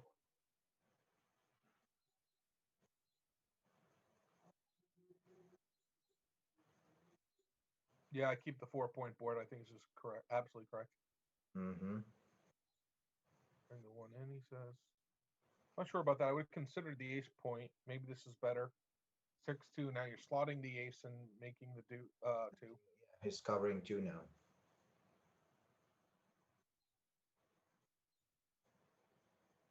That's my play. I agree. Clear from the back. And Sure. hopefully you can just run this home. I mean, you're up 6 in the race and he's got a crashed board. Oh, why is he doing that? Why aren't you clearing from the back? But Rory, now he makes his 1 point, and if Chris goes out, oh, I'm not talking about the double 4. I hate to say I told you so. The move Art made could be correct. Yeah, I'm not sure. I would have just cleared from the back, but maybe that was correct. Art finally gets a good double of his own. It's not countered, although 6-4 is pretty good. 5-2 takes 2 off. He's got 5 off. And there's the Chris we all know and love. Double 4s. He does get a checker off, but I don't know if he'd roll over at the same time. Now I think he needs a double to win. 3, 6, 9, 6, 7, 8. Oh no. Actually, Chris still needs a double. No, Chris needs a double, or Art or get some more ones. Art needs to he needs Art to roll 2 1s. Is in trouble. Why would Art do this? But The match continues. Art gets on the board. anything. I didn't understand what's Chris, going. when you watch this back, I hope you don't think we're rooting against you. I mean, I kind of am because I really am a big fan of Art Benjamin, but I'm also always going to root for the guy that's down 8-0. Yeah, sure. He deserves all the respect. And nothing against you, Chris. I think you're a marvelous person. It's just I try and be as impartial as I can, but it's hard when I see Art Benjamin playing. I'm a big Art fan. So you need to do your part, Arta, and balance my rooting for Art, and you need to be more vocally rooting for Chris, I think. Okay, do your part. 2 up and safe the blot and just go to the 3-point, I think. and we have a mutual holding game, which a lot of these games have been, which are really not very interesting games. It's just kind of a wait and see what happens kind of game, and they don't make for a very interesting backgammon. I'll be honest. A lot of these games have been holding games and not very interesting. Oh, why is Art volunteering a shot? I don't think this is right. I don't think he will. I think he's looking at it, but I don't. I'll be surprised if he stays with this play. Would you go out? No, no, no. Just play safe and slot behind. Play safe and safe. Okay. Yeah.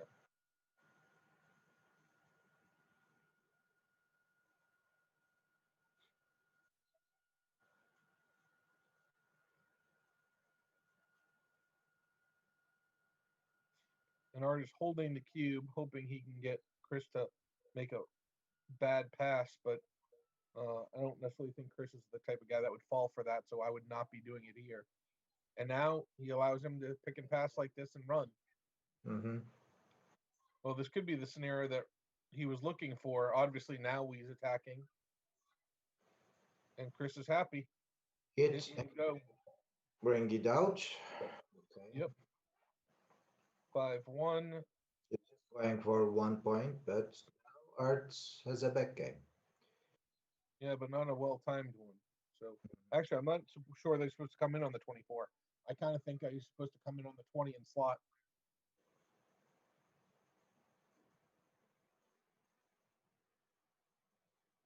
Because of the timing, right?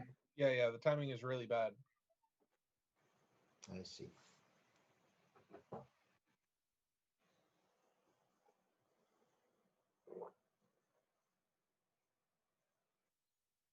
Okay. And that's what he does. I'm not surprised. I don't know if this is right, but it's definitely my play in this position. Looks good to me. He has nothing to lose. He's far behind. And I agree with you about this timing thing. He wouldn't be able to keep his checkers there till the end.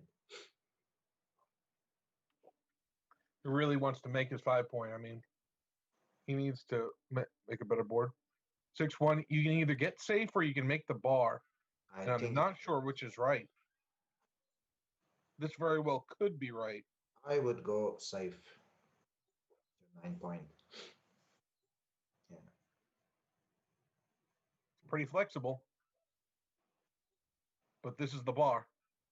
Yeah, not so bad. Not so bad. Oh, but, wow. Look at that. What a great roll. Hit and cover. This is the contract. Yep. This is why maybe the other play was better. He's trying to decide if he should hit or make the 20. And this is not even close. This would be a horrible play for him. I believe it would be a really, really big, huge error if he doesn't hit here.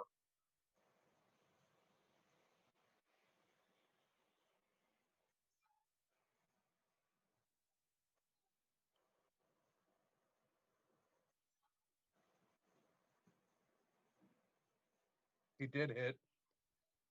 Trouble. Chris rolled a great 6-4 that escaped and it got missed. Yeah. So he brings 2 in, slotting the 4.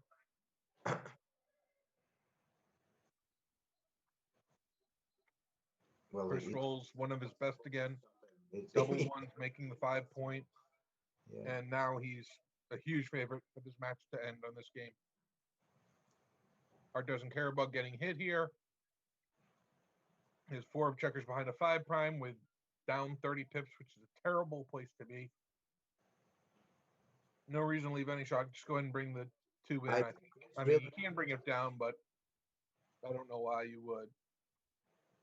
It prepares to clear the mid, so maybe it is right. This is the play. Chris will never touch Art. He wants him to lose all of his checkers.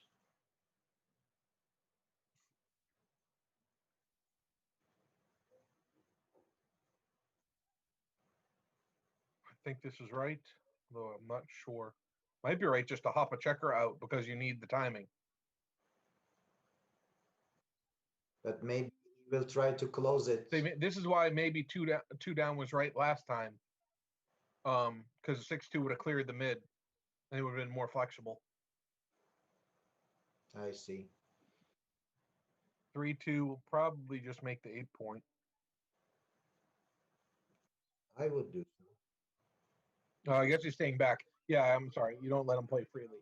Probably this is better because I, if he gets a one, he has to hit, and then he can play a back game. even if he gets hit, he still doesn't have the timing. Yeah, But he has a big timing problem, but we are limited with our resources. So what to do? 3-2. I didn't see. He should make the 3 point. Oh no, I'm sorry. Wrong side has a 3-2. For a second, I thought it was for Chris. I'm like, why is he making the 3 point? Lose my mind every once in a while. 6-4, beautiful roll, 2 down. Yeah. I was really hoping to roll a 1.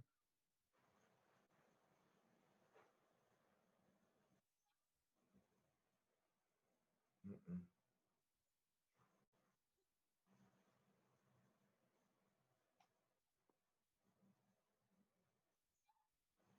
4-5. Supposed to make the ace point here or the 2 point? I think the ace because it's more flexible.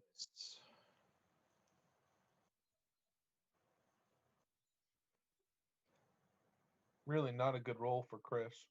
Yeah. But still, I think I would make 2 point.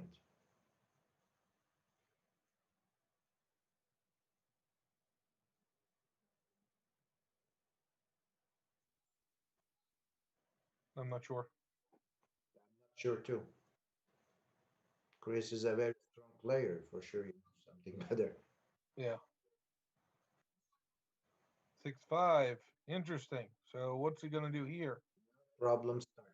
I'm not sure if this is right. I think maybe The force. no, he could make the 2 point instead. Yeah, So but actually it makes sense that this is better. This is probably right. if he makes 2 points, yeah. But then if he comes in, he will have a stronger back game. Well, Okay. no, it's One roll, 2 rolls only, but still, no. I think the other play is better. I was very cautious at the beginning, but you're taking the spare off the 6 point. So, oh no, you're not. No, never mind. You don't have a spare on the 6 either way. 3 points like This just feels better. Just looking at it, it feels better, and I'm sure it's fewer shots as well. But even if he comes in with 2 and is not able to hit Chris, he has his spare checkers that is 9s. Wow. But Wow, double 5s for Chris. Just talking for nothing, Rory. Chris knows what is doing very well. Yeah.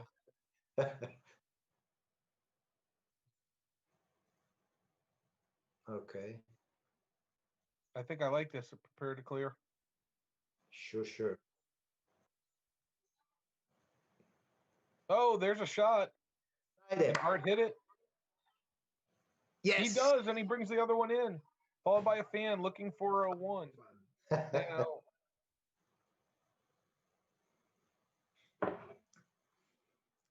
what's right here? You're supposed to put multiple checkers flex in the outfield. Like 2016, 21, he makes them all. Flexes them all.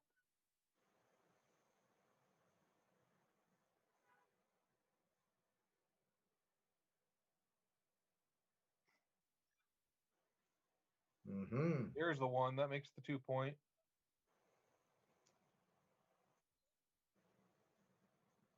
It was the last roll of the match, yeah? Yeah. Match was over if he didn't hit there, pretty much. Now, I'm not sure why Art isn't just doubling here, or why he didn't double already. Maybe he's just waiting till now.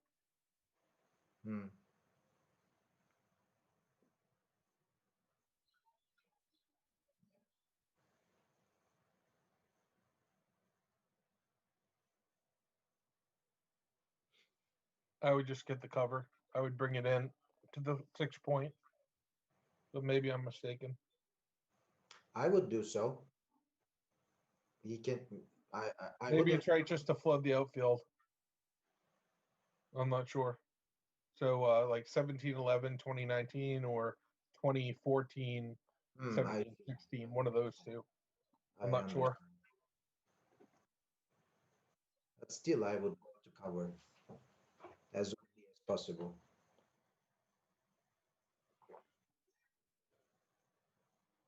Same. No, this time I'm going with the previous. 16, 12, 14, 11.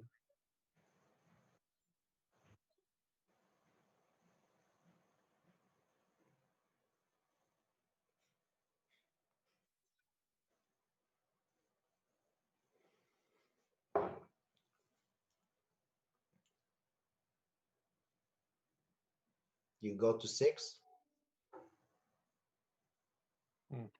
Not sure. No? It's very. I'm terrible at this kind of stuff. Now, being at my level, I would just go as quick as possible to close it. I don't know. Maybe that's wrong. The problem with this is 1-6. If he rolls a 1-6, your 1s, 2s, and 3s that don't come in also don't cover. Also don't hit. So you have to roll. That's why I think that he's supposed to do this. But more we don't close, more chances we give him to get that 1-6. Right. You can come into the 5 point now. If you're coming into the 6 point, the previous roll, now you come into the 5. I would do so, yeah.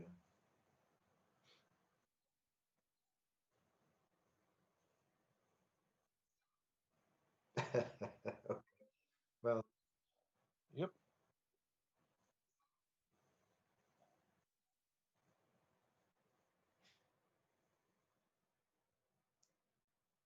tough. No, 2019 is right.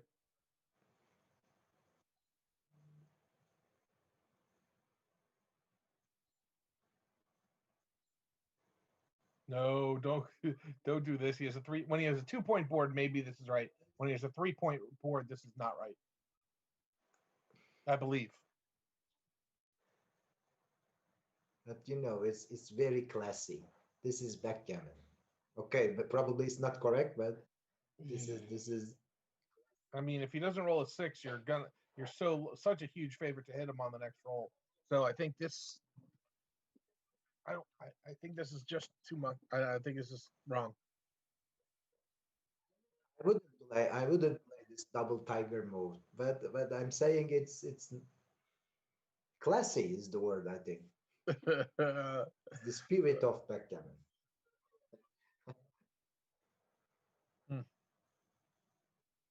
Yeah, I'm pretty sure 2019 is correct here.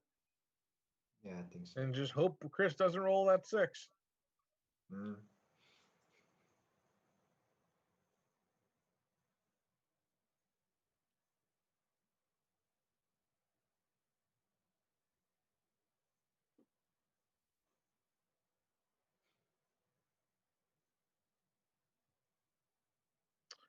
I was feeling a lot of pressure here. That's why he's taking so much time. I can imagine. He so badly wants to win this and get Yeah, I can advance. It's just more points and so much closer to locking up the ABT. Aha, okay. So he's a favorite to win. Yeah, he's in first place on. There's a 6-3, and the double 4 misses. Double 4 misses. Oh, that's a terrible roll. Mm. Otherwise, if he had actually made his other play, he would have closed him out. Yes. Wow. That's so unfortunate. But as I said, I'm pretty sure he made the right play.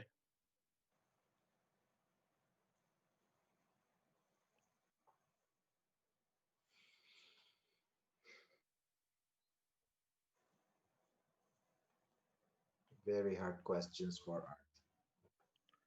Yeah, he's considering it switching from 5 to the ace. So he has a double shot potentially in the outfield. I wonder if that's right. Not switching, but maybe playing one checker from each point. But it doesn't help anything. But now this is basically forcing him to hit a single shot. Yeah. And he got it. Yes, he did. 18-17. There you go. What is Chris going to do here? Can he roll his 1? Nope. And we'll play another game. All right. Yes. I'll be back in 2 seconds.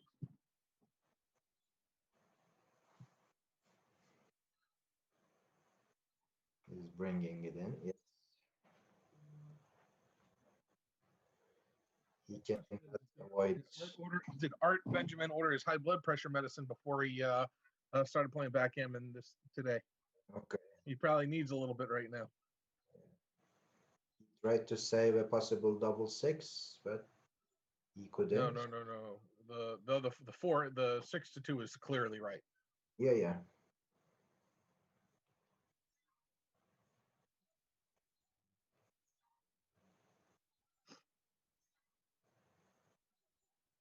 It's 3 off.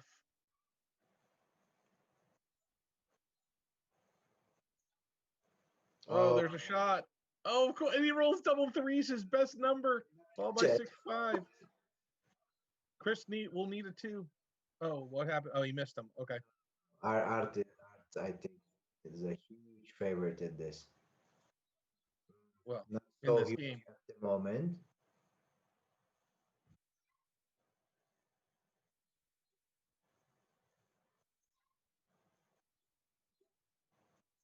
Oh, wow. Chris, if he doesn't roll a 1, oh, what a steal. Wow. Chris takes it down. Art. What an end. Oh, that was brutal. Wow. What a match. For Art. Catch what's going on there. That was agony. Well, thank you guys so much. Thank you. We really appreciated your commentary. That was fantastic. Really tough match for Art. Congratulations to Chris Rogers, though. He will move on to play Ari Nogueira in. Is that how you say that, Rory? I think you had a little E in there, but I think it's just Nogueira. Nogueira. Ari Nogueira. Yes.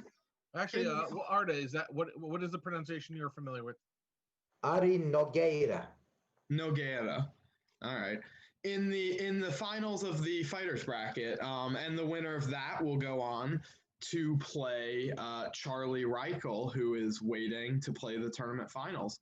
We should be back in about 30 minutes at 3 p.m. Pacific time for that fighters bracket final match. Excellent. Carrie, you're doing a great job. Thank you for running the stream. Arda, thank you so much for joining me. It was great fun for me. I wish we could have a longer match, but yeah, it was very exciting. And also, I wish the match of the games within the match were a little more interesting. A lot of holding games, which is not particularly interesting backgammon. But congratulations, Chris Rogers, moving on once again to the finals of the fighters bracket. Good match to you and Ari in that match. Thank you, folks. Candace, once again, fantastic job this whole weekend. Fantastic tournament. Congrats and all the best. We'll see you soon. To all American backgammon community, and we will meet again soon, hopefully. Thank you. Goodbye. Take care, folks. Have a good night. Awesome. Thank you guys so much. Bye. Bye-bye.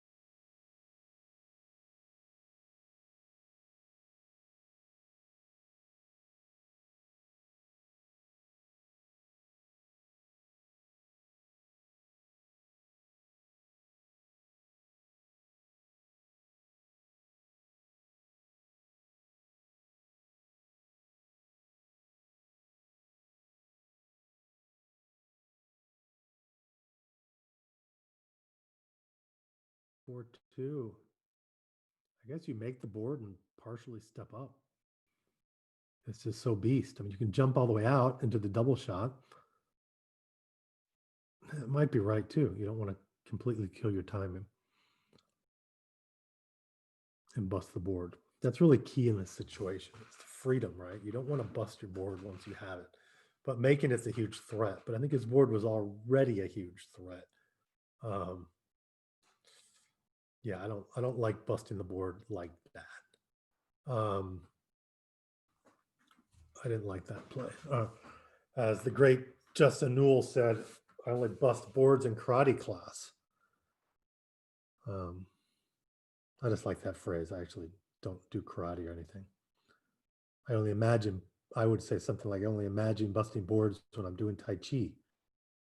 Something like that. But it doesn't sound as good. Wow, nope. Okay, so now, wow, no jump out. I would have jumped out there for sure. The no jump out probably would have cubed it. Look at this. Oh, what do I know? Double pass. Well, I guess he's going for the free roll too good. Now I can get a hit.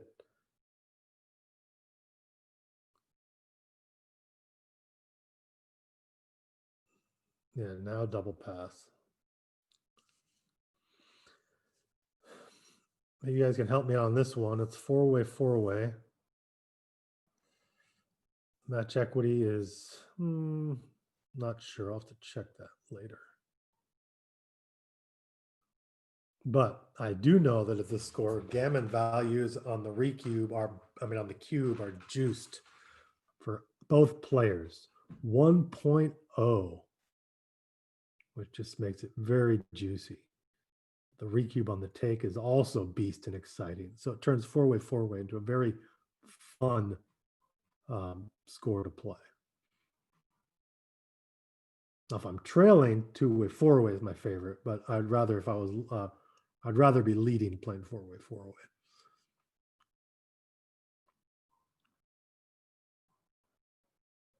2-3, the switcheroo, and 8-7.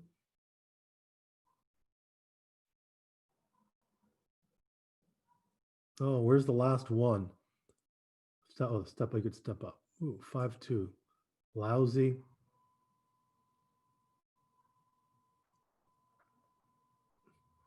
Interesting choice. A dance here would lead to a cube. 4-1 is awful. Also.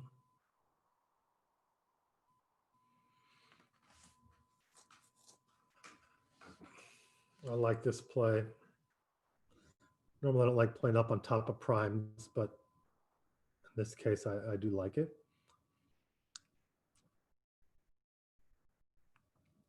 If he didn't have that third checker back, you'd almost think about cubing, but the third checker back really makes it ugly. Normally, if you just have the 20-point anchor, it's very flexible and you can get off of it quite easily. But of course, it means his race lead is hindered. Oh, now look, he's gonna have to roll a 2 or a 9 here, or he's in trouble. Of course, there's not a lot of gammons here. Oh, the 11 will run around. So the take point, it's really easy in these non-gammonish games here is what we're talking about. Non-gammonish take point is fairly normal here. Kind of just like the money take point. Recubes are beast, but of course in these holding games, you don't get a good efficient recube in normally as a trailer. When you hit, the other guy generally has a pass.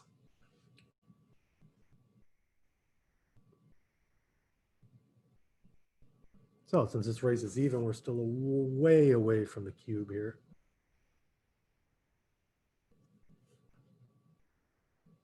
Ooh.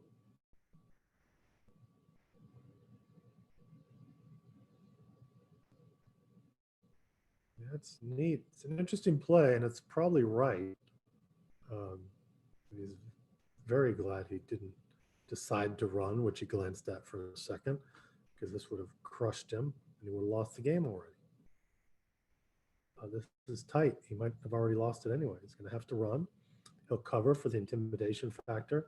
I would have covered for the intimidation factor. And he's not going to get a chance here. It doesn't matter. It's just going to be double pass here again. So now we're at 3 away, 4 away. So now we have the 57-43 that I was talking about before.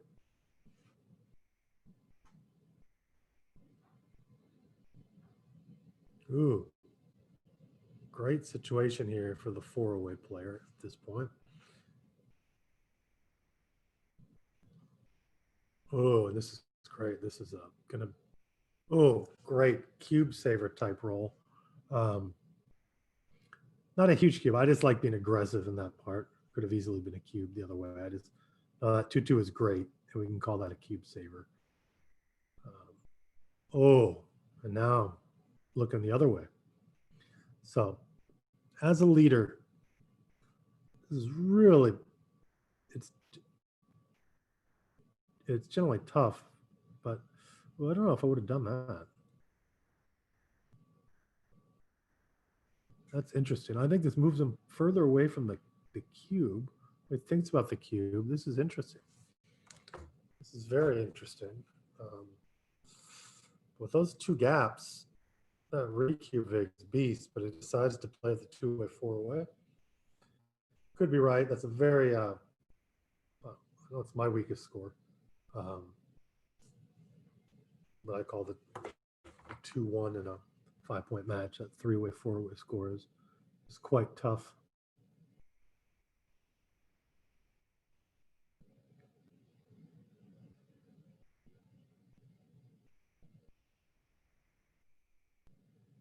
Oh, I double hit this puppy.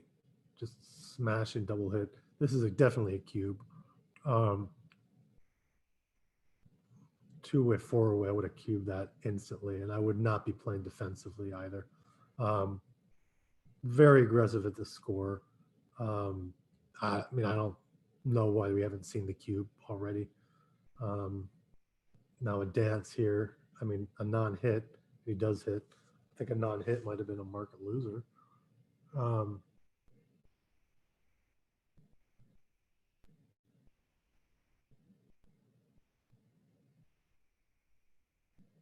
Oh, and the dance the other way. Look at this. Look how this game's gone. Sometimes you try to play safe and non-aggressive, and it just goes the other way. So,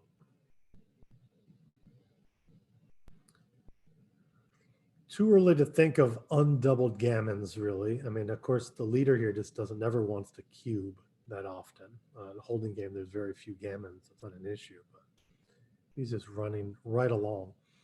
Of course, on a regular cube, this turns into a race. It's around 18.5% that Chris can take in this situation, which generally means in these holding games, you just don't have a cube until you've kind of cleared out and made it to the next part of the holding game. Just not enough. Because in your holding game, you're always going to be around it, at least 22%, and that would be like a weak 3-point holding game for this kind of bar point game. Ari just won't have a cube until he's no longer in the bar point holding game situation. Like once the midpoint is cleared. So just really would have loved to make another point there. Not want to leave a double lot. Ooh, double ones. Doesn't do much. 4-1. Nice little number here. I'll make the 5. I'd slot the 3. There he goes up the 3. 3-2. Good kind of roll it forward play.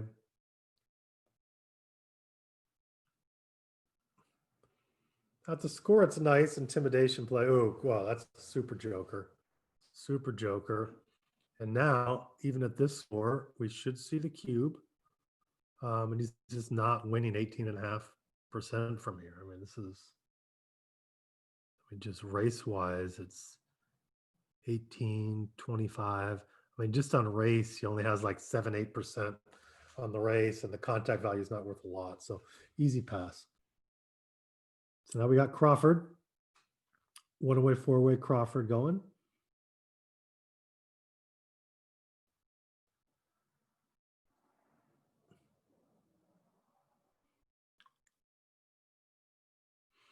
So gammons do have value, but it's not really juiced like Gammon Go. You don't have to go crazy. Gammon value is, I believe, normal for money for the trailer. But of course, the difference is that the leader's gammons are worthless. So a lot of times you can kind of still make some aggressive plays there because you don't care if you get gammoned.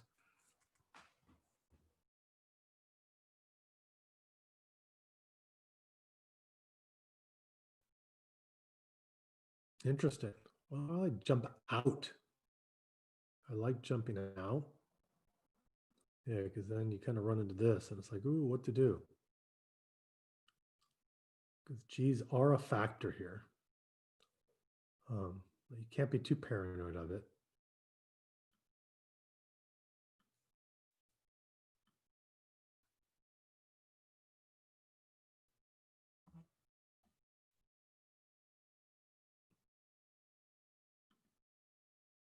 Confirm that gammon value here for the undoubled cube for everyone.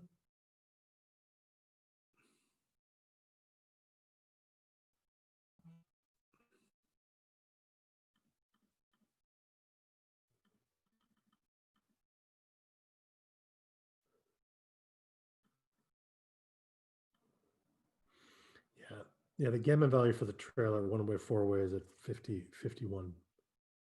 And normally it's at 50, so it's pretty much just kind of normalish. Which, of course, what that means in layman's terms is if you're going to give up wins by going for the G, you better be getting 2 for 1 on your money there. I mean, you got to be winning 2 gammons for every win that you're giving up. And now he's just going to go for the win. Ooh, but look, he doesn't escape. He can still go for the G. Fun. This is, you actually might see a play where he takes the risk. Do they want to play safe, kind of play up, or go for the G? And that's the question he's facing right now. He's playing up, but it could have been the G. I'd have to consider that and really see the odds and the numbers there. Because if he closed them out, there was a lot of Gs. A lot. But I guess the win was seen as guaranteed at this point. But that's the kind of decisions you just kind of have to take in stride. And it looks like before the play, Chris had already made his choice anyway, just to go all out. Next game. Well, next game, the gammon value will be juiced.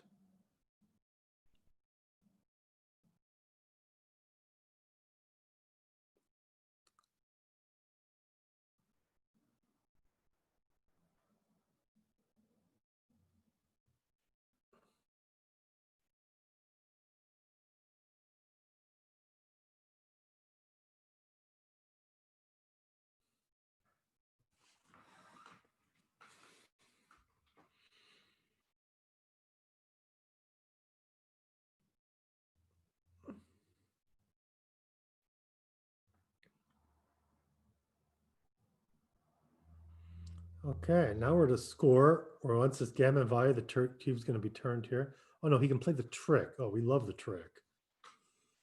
So he's not going to double. He didn't take a break or anything though. It just gets in the other person's head. Ooh, they forgot to double. They're not doubling. What's going on here? But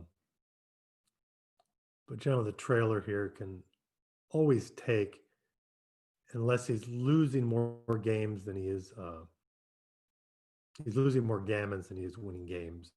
That's not exact, but that's about what it is. But once the cube is turned here, oh, it's already 6. So yeah, this is fine. It's a scam and go. Once the cube's turned.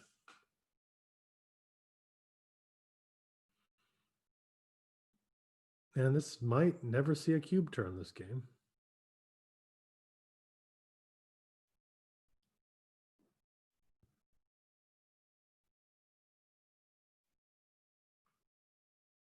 Oh, 5-1, just beautiful. Beautiful roll there. Ones is good. Split in the back, 11-10. Try to prime that other checker. 2-5 will pop out. Okay, plays in. Both save up in gammons. That's good. 2-1. Block that. Block that back checker.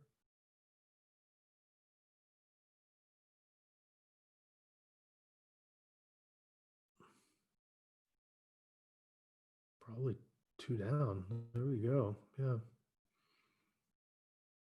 There's the 5. He'll jump. 1, 2s, and 3s to hit, 6 to jump, and he does both.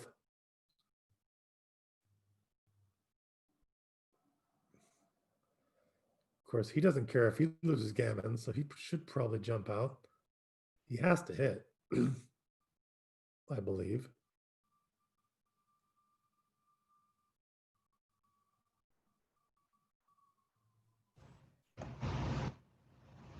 I'm not sure. I mean, the hit, I don't really see any option of not hitting. I guess he might be considering not jumping out, but a lot of the 6s are duped. Look at this, 4, just jump up. Now he might double. I think, oh, good, he didn't double yet. It'd still be too soon. Oh, look at this, 2, 3, lift. Who double 2s doesn't jump the prime. 1 or life. 1 and a 3 blocks on the prime. Will Ari get a 6 or not? This actually has become exciting. He does not. This is getting fun here. Lots of action. He's going to hit off the edge, come in. And now he really wants a 6 to jump. Has not gotten it. 3 in. Let's see here. Now it's back down to 5 prime. You'd really like him to come in and bust.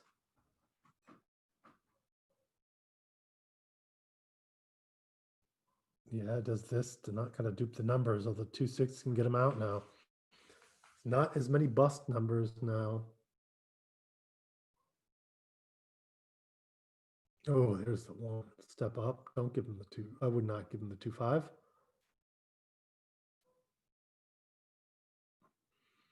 Now it's actually kind of interesting because if there is a bust number, he could be winning more G's. Well, Chris is good. He's still playing this trick quite well. 2 jumped out. Needs a 7 for the life of him. Doesn't get it. He'll play back. Defend from 7 away. He gets the 8. So now it's only the 6-3, 5 fly shot there. He doesn't get, but it covers and makes the board. Have an ace-point game with fairly weak timing here. Weak timing.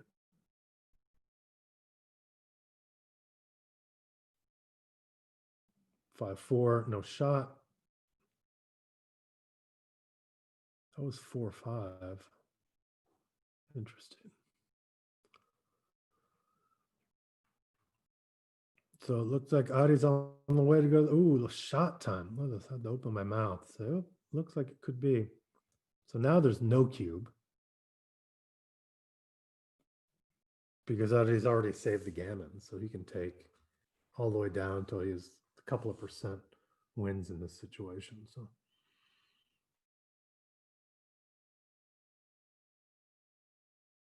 6-4. He's going to have another shot here. And he clears it. Ooh, double 6s. A ray, shining light of hope. Not a lot. Cubes now just for fun. So he said he could do it. But he cubed.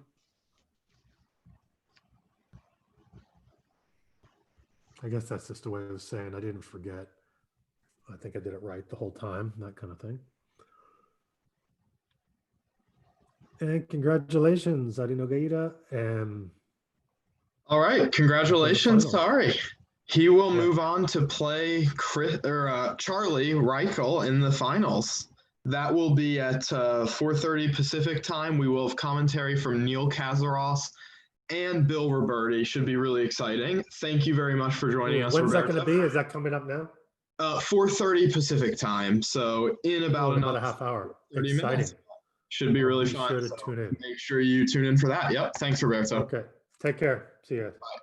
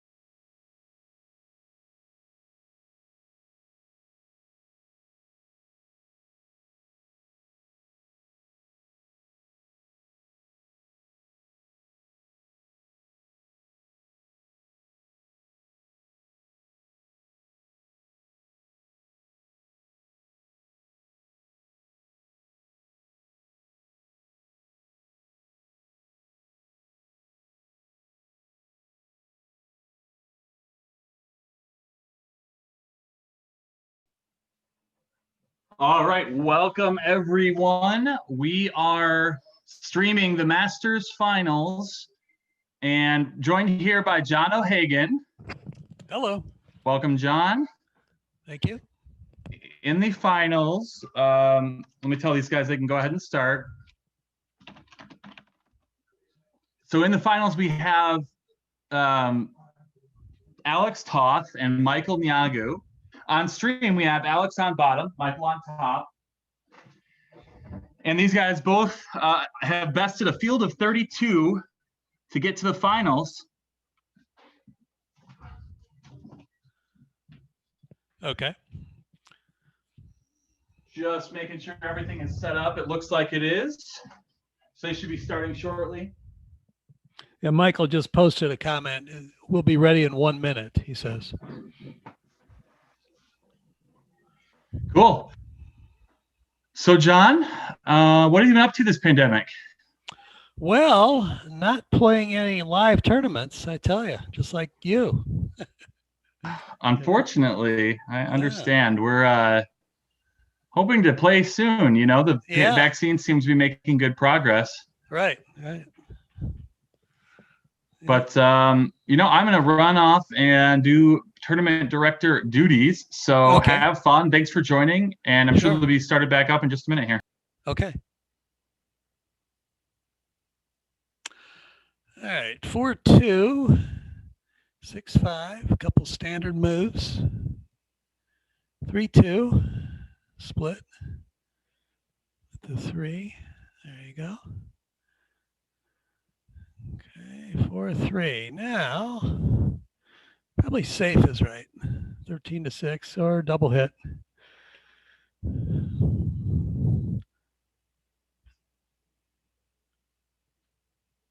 I would think 13-6 since you don't have an anchor. That seems a little too bold, I think.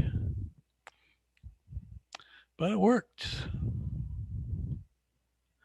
6s are more dupes. Yeah, so 13-7 looks right. Oh, he went the other way. 13, yeah. Yeah, this looks right. 4-1. Not a good covering number. So I think you need to cover the 4-point though. And then you have a 1. I don't know. 10-9 looks reasonable. I guess you could double hit and just not, not cover either blot, not cover the 4-point. I don't know.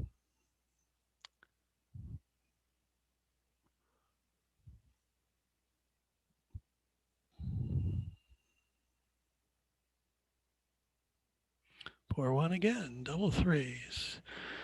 Make the 5-point. Yep.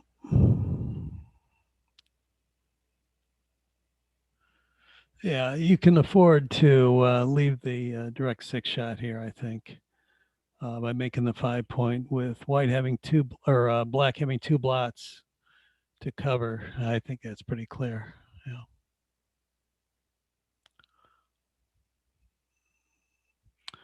$6-4. Wow. Another choice: double hit, leaving 2 blots, or just hit and cover 1 blot, but leaving lots of shots all over the place. Wow. Maybe you do double hit here, but I guess you don't have to hit at all. I don't know. I think I'd double hit this. Not sure though. Yeah. 8-4. 8-4 leaves a ton of shots. Notice that if you cover the 4-point, the opponent will not be able to enter with 6s and 4s, but they can hit on their own 7-point with a 6 or a 4. So yeah, I think this is probably right. But this gets back to the early 4-3 that Black played. The play was too loose, and they're sort of paying for it now. Okay. I'd like to come in and cover, but they can't. All right. So what do you do with the 5? 13-8 looks reasonable. 14-9. I suppose 13-8 to unstack the mid. Smooths out your distribution a bit. Ton of shots though. 1s, 3s, 2s, 4s. But what can you do?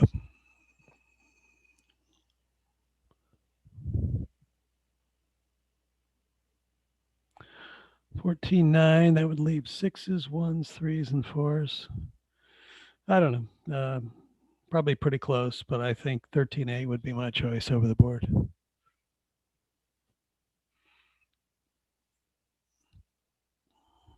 Could come out 23-18. I don't quite see that though. I don't think that's right. I think just the 13-8 to unstack.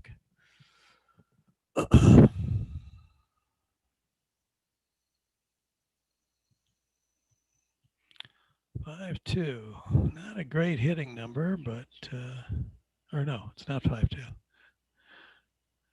I'd say no double here.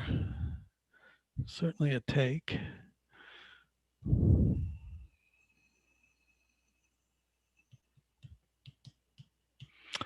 Quite likely, black's quite likely to anchor somewhere, and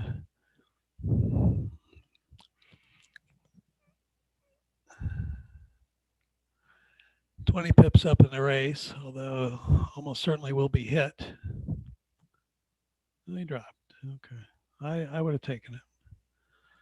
5-2, splitting down is right. Splitting 13-8 is right. 5-2, point on the 3.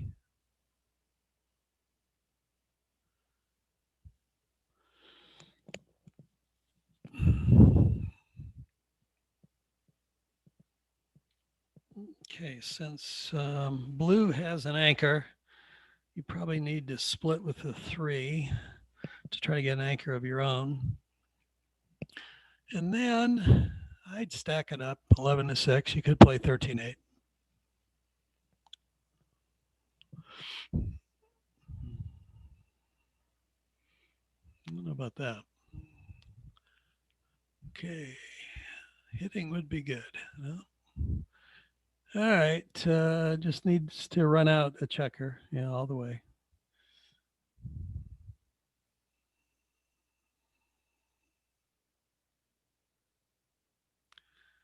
Okay, certainly cover, and then either 13-8 or 6-1 hitting with the 5, or 8-3. I don't think 8-3 is right. 6-1 could be right.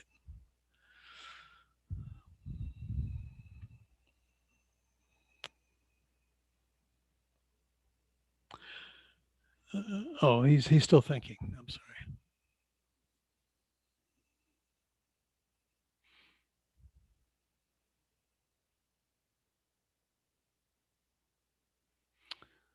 Okay, Alex on roll, 2-1.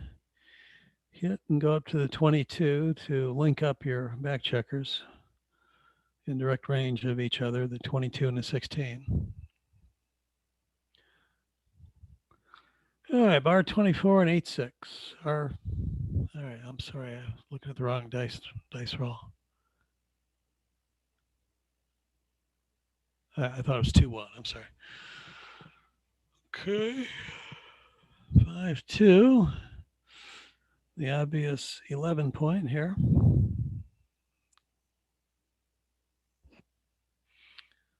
Point on head. Or no, they haven't rolled yet. Sorry.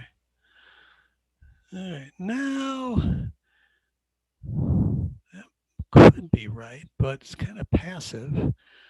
I think hitting is probably right. Michael's down in the race, so being hit back only puts him further down the race. That looked right. Can't come in. Alex on roll now. Not a double. No, not a double here. Not many market losers.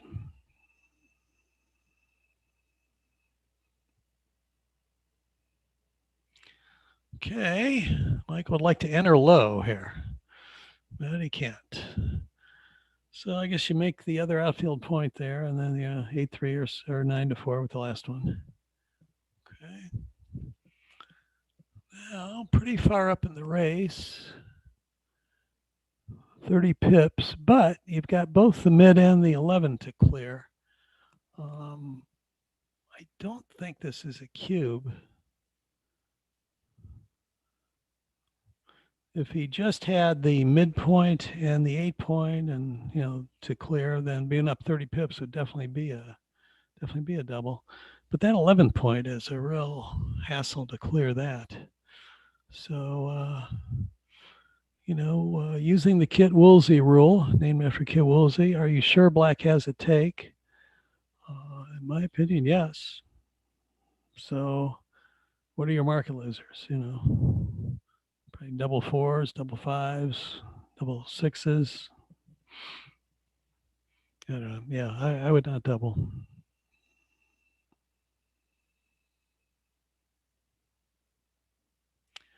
6-3, yeah, down to the 2 point, yeah.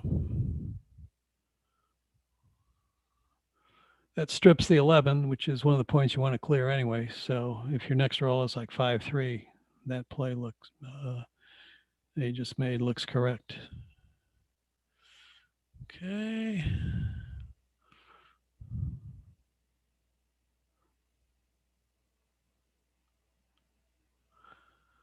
All right.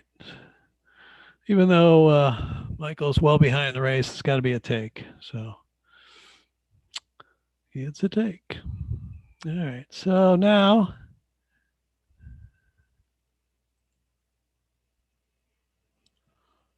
probably either make the ace point or just 8-2. Probably making the ace leaves you another spare 6 out there. You can play from the 8 point without leaving a shot. Okay. Make the 2 point.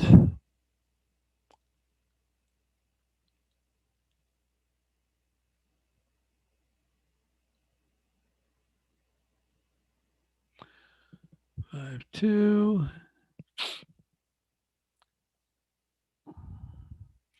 Reasonable. Only 1, 5, and 1, 3 also hit and cover. Both hit and cover, I should say.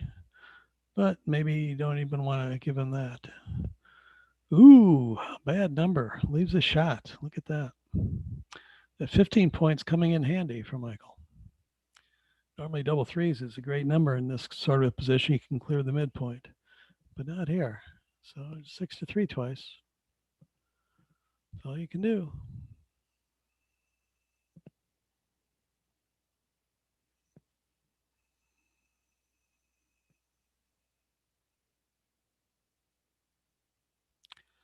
Six, 3.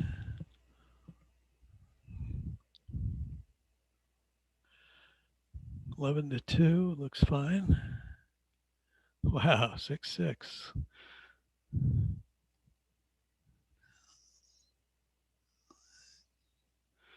Okay, and then either 8-2 twice or 7-1 twice. Probably 8-2 twice. I need to.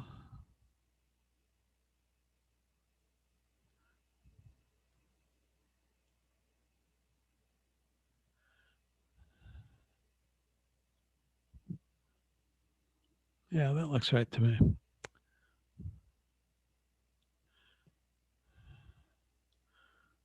Okay, covers both, or maybe just covers one of them.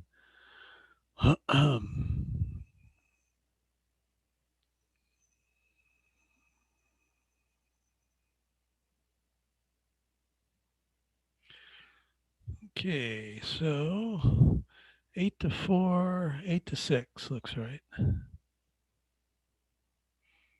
Could just make the 4 point, but having the 6 point as a landing spot looks worthwhile.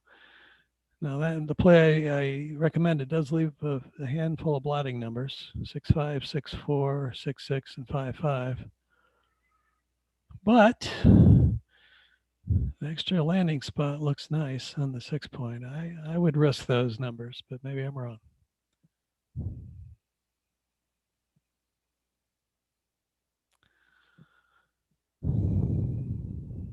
Yeah, I would do this.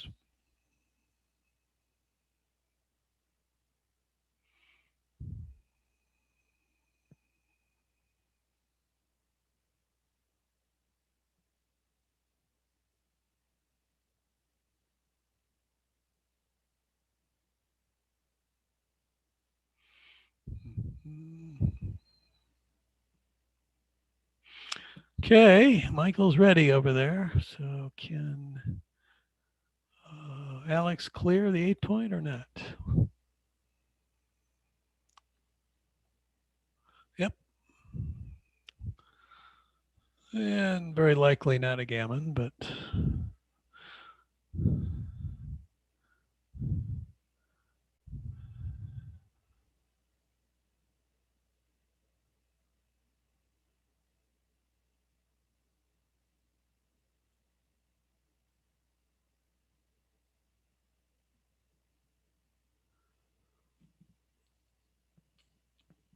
still some gammons here. Yeah. Nope, that saves it. All right.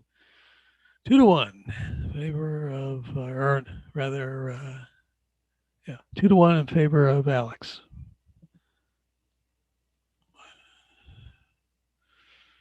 Splitting down a standard. Okay, right play here is to make the 4-point and then play 3-1 twice, putting Michael on the roof against a 3-point board. The pretty play of making the 4 and the 11 is not as good because it doesn't give him any dancing numbers.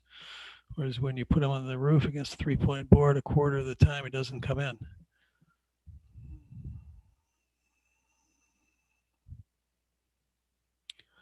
And he can only make the 18-point after the correct play with 5-2 and 4-3.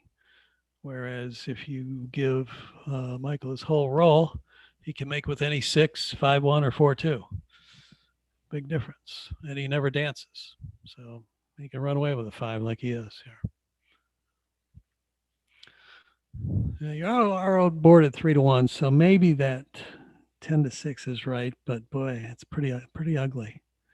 I'd probably take the chance and do what he did.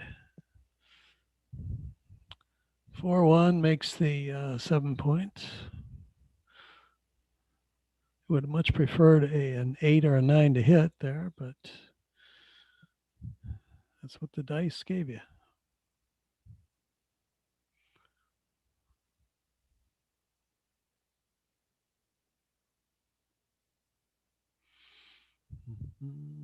Okay, 6-4, hit and run. Ooh, he can't hit back. All right, enter with the 4 and probably split 24-23. Michael's got 3 blots to clean up, so you want to, I think, maximize your chance of hitting one of them. Make it as hard as possible for him to clean everything up, and if he leaves a blot anywhere, having your backmen split gives you more ways to hit wherever Michael leaves the blot. If he doesn't hit, then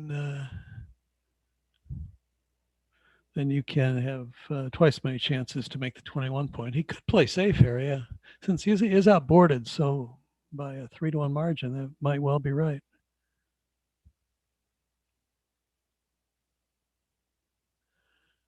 The other way, I'd have to count how many shots that left. Okay, 2, 4, 5, 7 plus double 5s. So it's 8 hits. That might be too many, but I'm not sure. 5, 4. Yeah. Okay, I suppose that's right.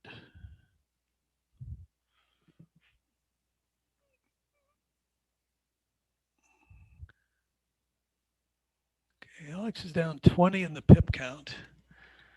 So I don't think this is a cube. All right, he hits out there on the 15-point. All right, enter and hit. That's a good shot. 3, 4. I think 24-20 with the 4. Or you can just go 22-18. I sort of like keeping the 22-point and trying for the 20. But I guess you could do that too. I don't know.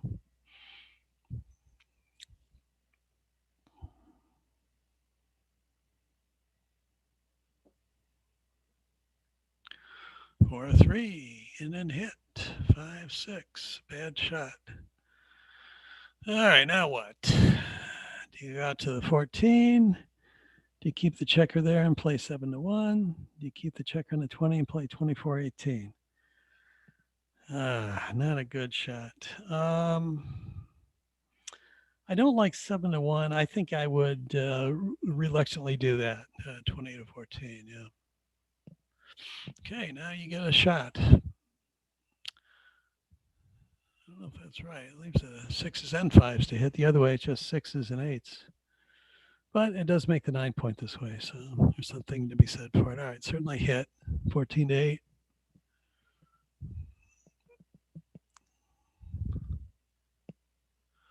Mm.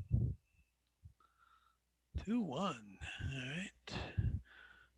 6-4 or 13-11. So that leaves 5 shots. The other way leaves 0 shots. Not sure on this one. I'd probably play safe. 6-4. All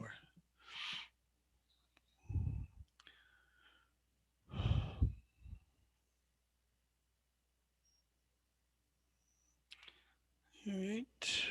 I just run out 24-15 here.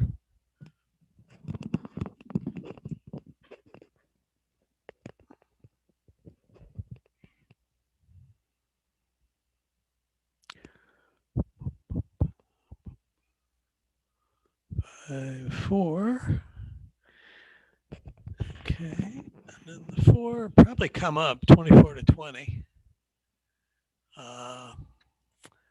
Michael's a bit ahead in the race, and if hit loose, he's got a direct shot back. If not hit, he's much happier that he moved up there on the up to the 20 as opposed to the 24.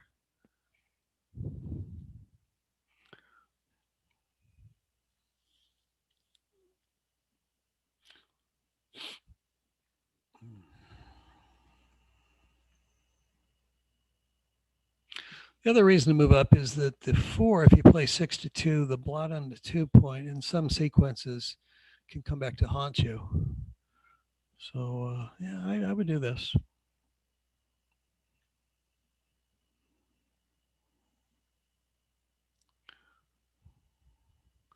$11-point match here. 2-1 in favor of Alex. Okay. Certainly no double. 6-4. I think you want to slot your 5 point here, 15-5.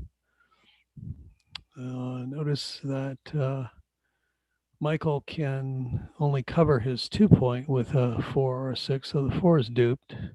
So not many hit and cover numbers. And if Michael doesn't hit, you're in position to cover your 5 point, giving you a 5 prime. What else could you do? You could go 14-11, 7-1. Quite often when you're playing against one checker back, the attacking game plan is correct. Here, though, it feels right to me to slot.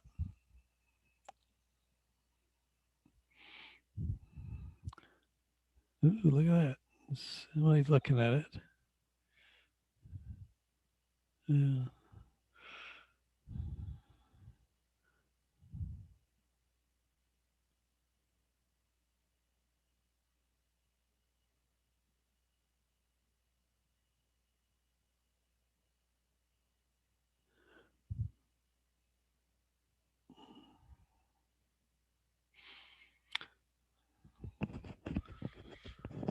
Okay, that's what I would do.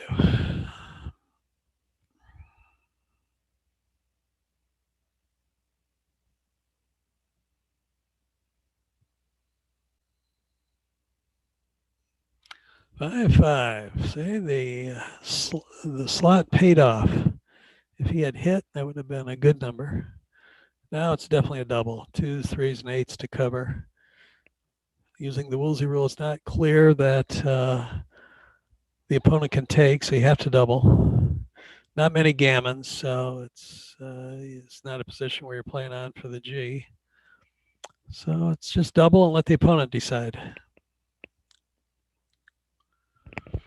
So you get 2s or 3s plus double 1s. That's 21 plus 4, 4. 22. 2, 5, 3, 4, 4, 2. Yeah, 22 covers.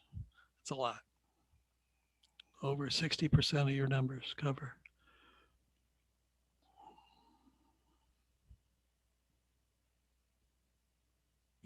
The score doesn't really play a role in this decision. It's 2-1 up to 9. Or up to 11, I should say.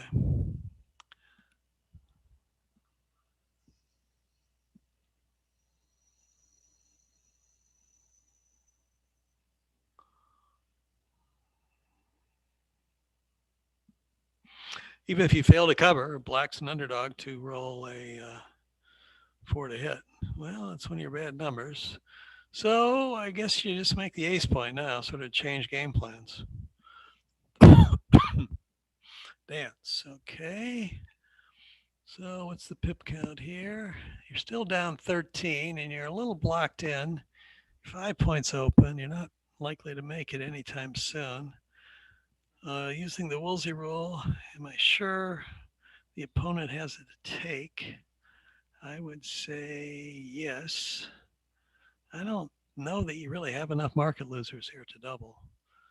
So I would not double.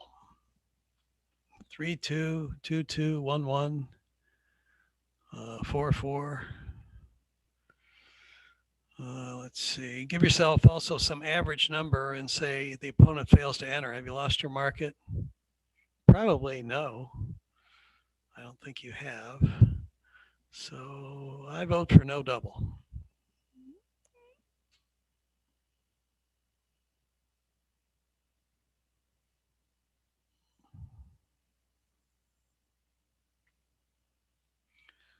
He does double. Okay, now how do you play it? Do you run out and try to just get control of the outfield? Probably. 5, 4. Okay. Now, yeah, you probably stay there and play 8 to 4. Okay. 3, 1. You have to hit with the 3. And now, do you keep it slotted or do you lift? Another tough decision.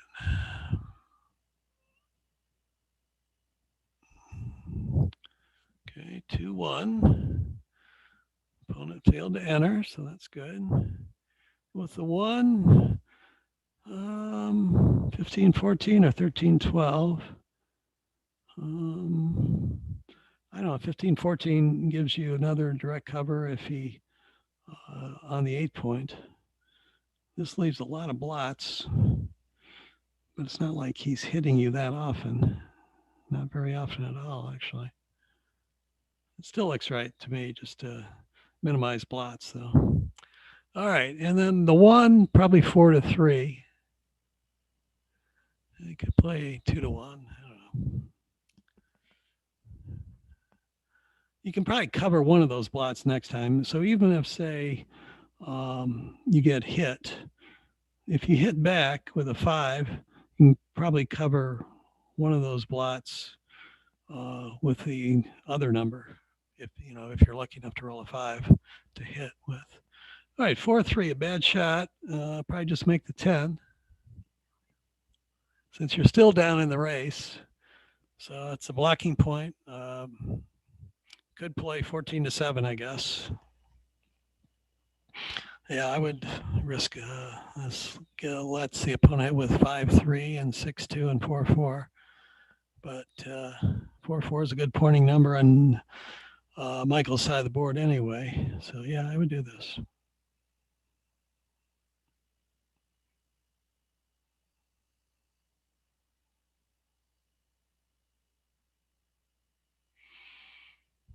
Mm-hmm.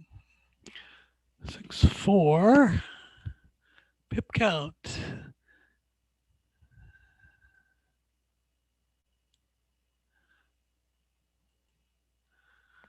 All right. So lots of shots and blots.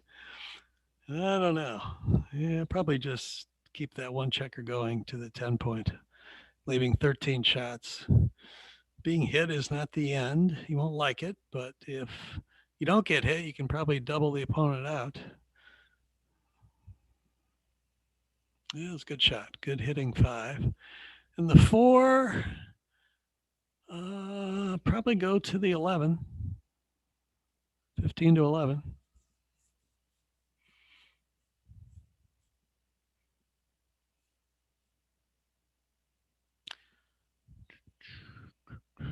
Yeah, looks right. Okay, 6-2 makes the 5. And big advantage now. Okay, 6-5. Cover the 7 and play 10 to 5.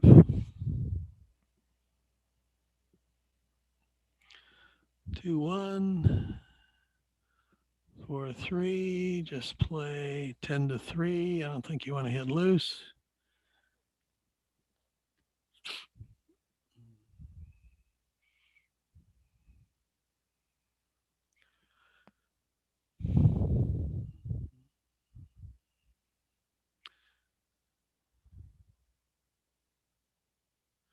Do you get enough gammons to hit loose? I doubt it.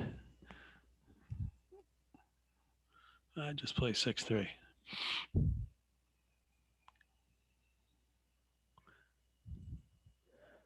Good to look at it, though. On the 25 out of 36 chance that the opponent doesn't hit, well, why would he do that? He should play 6-3. Oh, look at that. Wow. Okay. He made the big play. All right, 6-1. Probably doesn't want to do the 6 off or 7 off play. Probably 7-1, 6-5.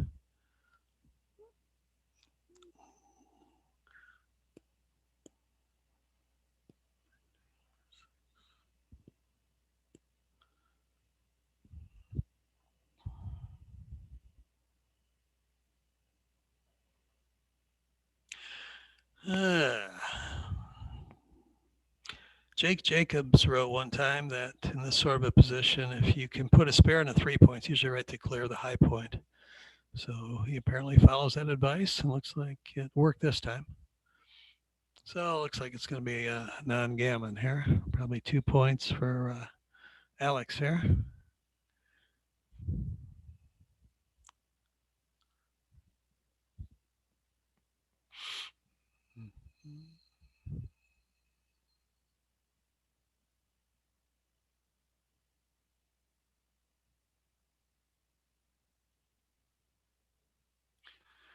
All right, 4-1.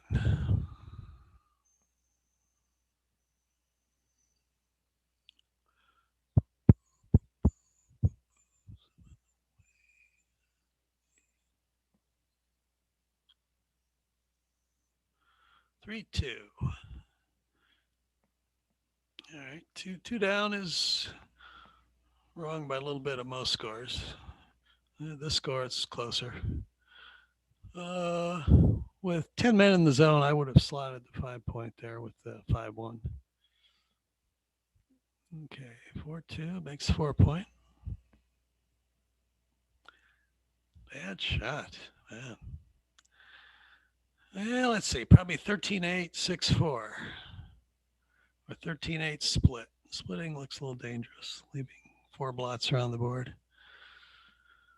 Oh yeah, that's feasible too. 5-2, not a good shot. I think you need to get your back checkers moving here.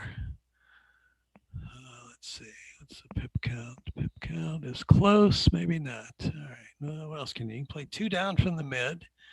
You can play 23 to 16. That way, if black hits with a 4, or if blue rather hits with a 4, he's breaking his midpoint. But 4-4 is a pretty good way to hit. So now what? Does Michael make the 5 or make the 20? The thing is, he's quite likely going to be able to double the opponent out after a lot of Alex's rolls anyway. And by not making a 20, you really hate it if the opponent responds with double 1s or double 3s. So it's not clear. I think this is, if it's wrong, it's not wrong by much. Okay, bar 23, and then either make a bid for the 20 point or 8-4 or 13-9 or 6-2. Probably make a bid for the 20 is right. No, Michael's up 18 in the race. He's got the 20-point anchor. He's got a lot of builders aiming at his 5-point. Other numbers make his 3 or his 2-point. So strong double. Now, can Alex take?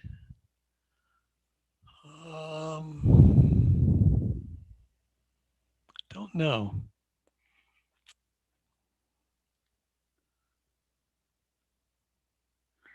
He drops. Yeah. I probably would have as well. All right, 5-1, 13-7. Just hit once.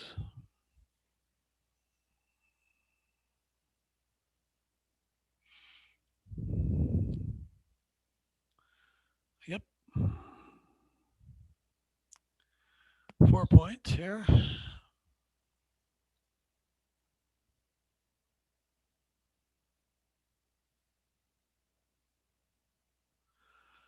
Another bad shot. Michael's got all these builders and he can't make a point. So, I don't know. I would do this. Yeah. Grab the 11 and slot the 5. Okay. That looks right to me. 4-2. Good shot. And probably get another builder with 13-11 with the deuce.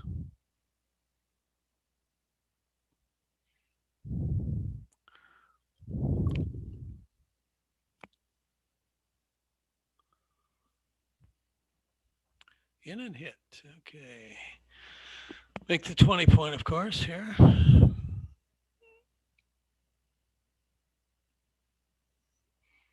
Okay, split with the deuce, yeah. 4-2. I would just go out into the 16 point, 22-16.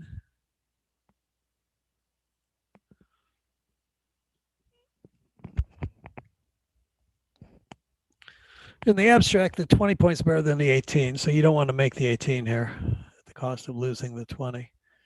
And so, yeah, just keep that checker going. Michael is not likely to hit with most 2s since that means that he has to break the 11 point to hit. So he's got a 2 to make an anchor on a 22 point anyway. So yeah, this doesn't look quite right to me. 4-2 makes the 20 point.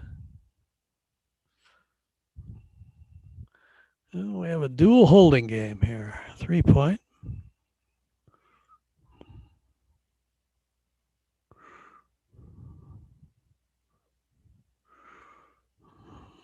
All right, 13-4. 13-8-6-2 does leave an extra 6, but I have a feeling, yeah, this looks better. When in doubt, make a purer play.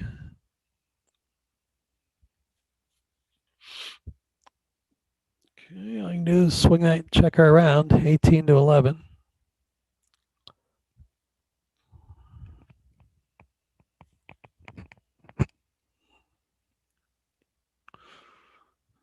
Yep.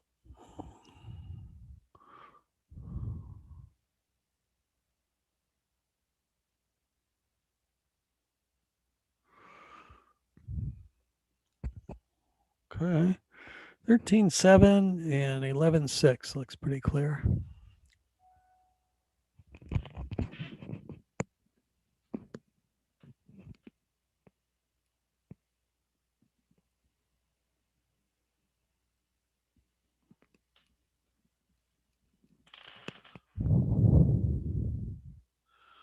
Okay, that looks right to me for sure. 3-1, 2 point.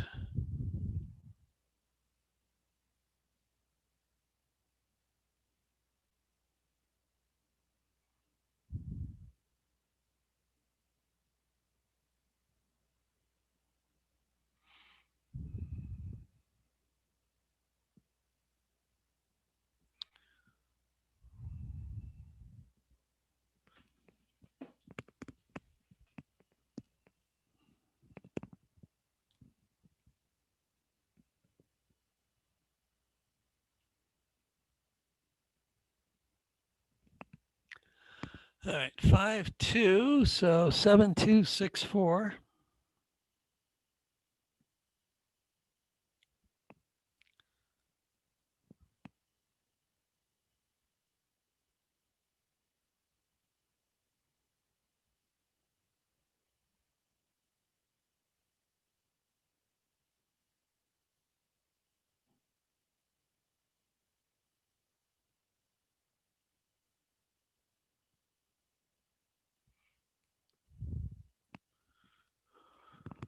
All right, so 6-4 here for Michael. So I think playing safe is the right idea. 8-2-8-4. Yeah.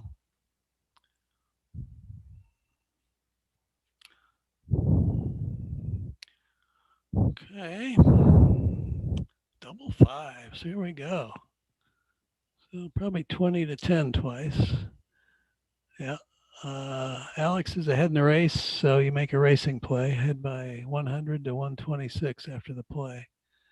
So that is, well, that's kind of weird. He clears the mid. No, I would do this. His first play there does have the advantage of leaving spares on the 8 while you wait to clear the 15, but the 15 is going to be harder to clear than the mid, I think. It doesn't look right to me. I don't know. 5-3, makes the ace. Now you have various doubles to clear the mid. To clear the 15 point. The other play, you have various doubles, plus you have 5-3. So, I don't know about that play. All right, make the 1 point. 4-1, 3-1.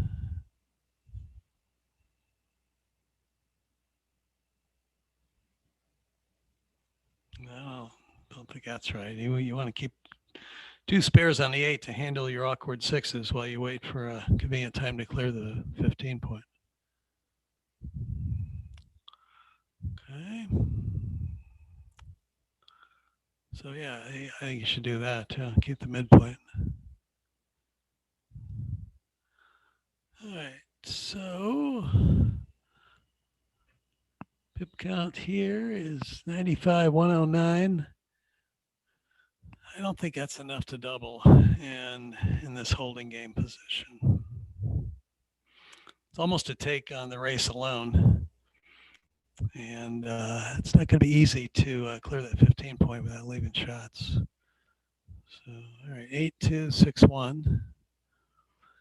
Definitely not paying now.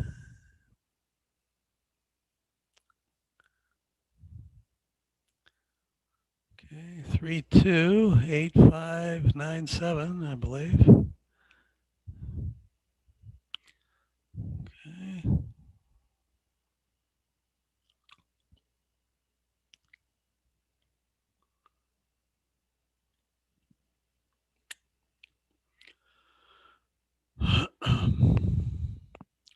Five, 4. So do you pay now, 15-6, or do you pay later by clearing the 8 point? Ones might be needed to cover the 3 point. If you play 8-3-8-4, then the checkers on the 15 are really isolated. This might be a good time to pay now. Only 1, 1, and 1, 6 hit and cover. You can also play 6-1, 6-2 and leave the 2 checkers on the 8 point. I think I'd pay now, but I'm not really sure. That's what he does. 6-4 hits, but doesn't cover. So can you roll a 3? Or a 5-4 or 5-5? Ooh, double from the roof. Wow, this is aggressive. It's got to be a take. 16 times you fail to come in. And you have, 15 to hit. And then the other numbers are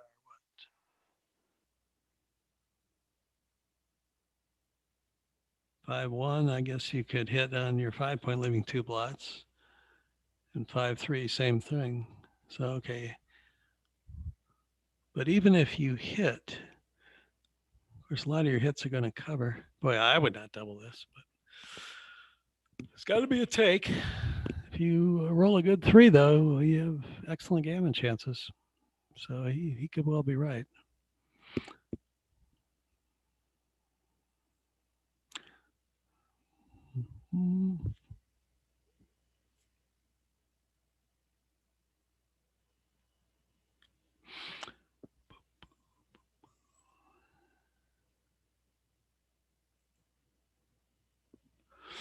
Okay, Michael's thinking about it.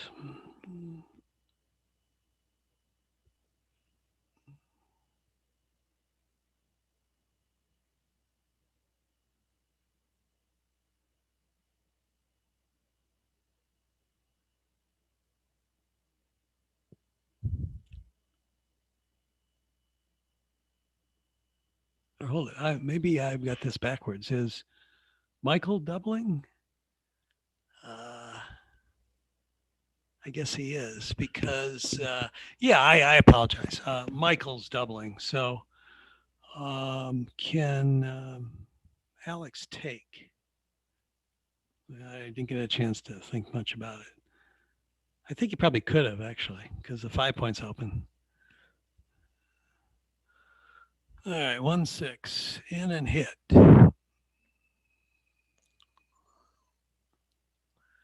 3-2. Okay, cover the 10 and 18-16.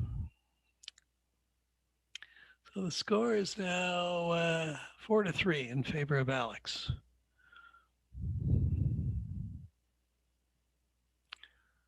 6-4. Okay.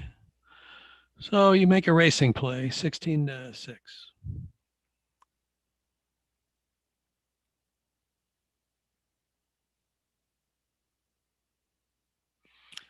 Could play 16-10, 24-20, but the opponent, Michael's hitting with any 1, 3, or 8, some of which point, and you'll be an underdog to hit back. So that doesn't look right. But he did it, and he hit back, so that's good. Good for him. Okay, 5-3, 3-point. Could come out and play 13-10. I don't know.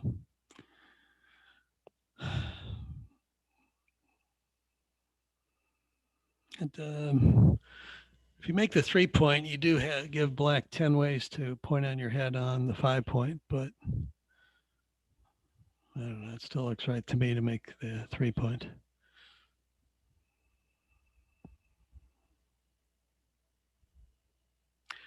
Six-2 hit, and with a 2, I would do that.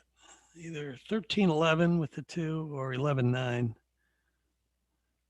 This is not a position where you need to play safe. You've got the advanced anchor. You got 4 men back. You're way down in the race. So you get argues for a bold play. 1-6 in and hit probably 10-4.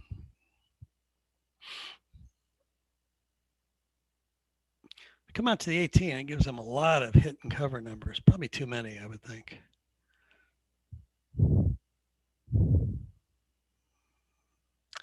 Five, 2, not much of a shot there. Man, what do you do with this? 5-2. Bar 25-3. Or double slot, or bar 23-6-1. Wow. Or bar 26-4. There's just no good play here.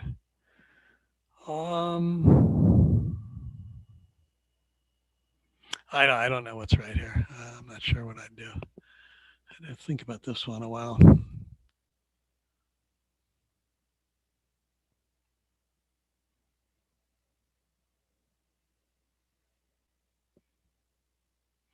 I might even just lift 5-3, but hey, you know, I can't really say what's right. I'm not really sure what's going on here. This is reasonable. He does have 4 men back to 1 man back.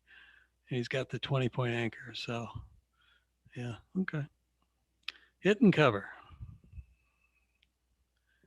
Hit with the 3 and 8-4.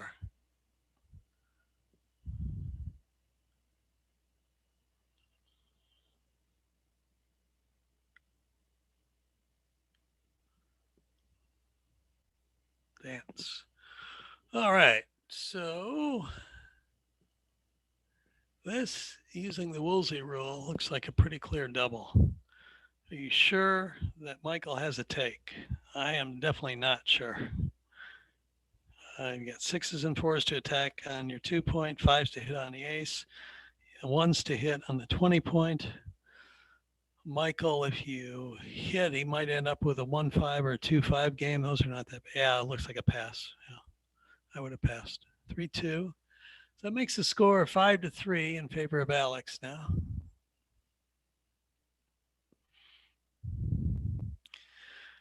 Now here, I think you're supposed to enter with the 2 and play 6-5, duping 4s. That way, the opponent would probably either hit you with on your 5-point or make his 4-point, but not both. All right, now you have a 6-4 to play, so make the 7-point or run. I'd make the 7 here. Seems pretty clear.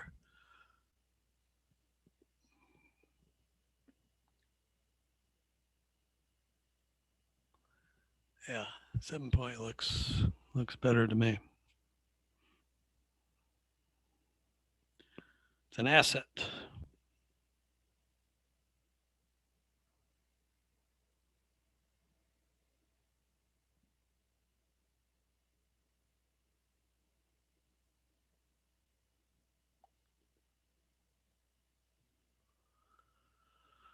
Okay.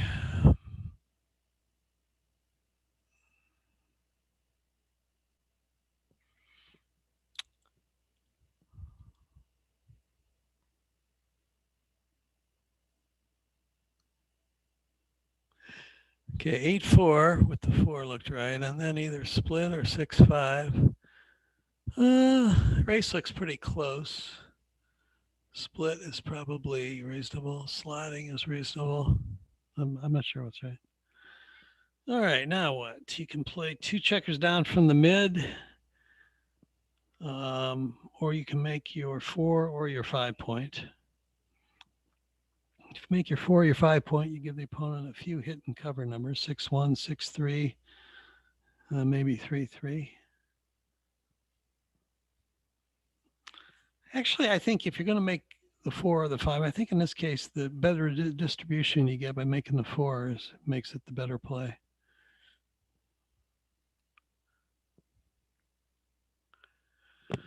Okay, Michael on roll. Looks like no double. Easy take.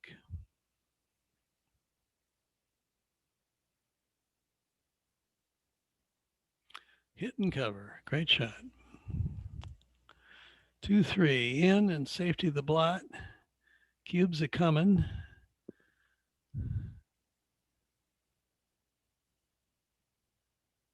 Michael's up 25 in the pip count. He's got the 4-2 board advantage. Got 1 checker halfway out. He can make the 18-point with a 6. He can run away with a 5. He can hit if he wants on his 2-point with a 4. Not at all clear what the opponent can take, so you have to double. And can you take as white here? I don't know. Let's Ara's black here. Can you take as black?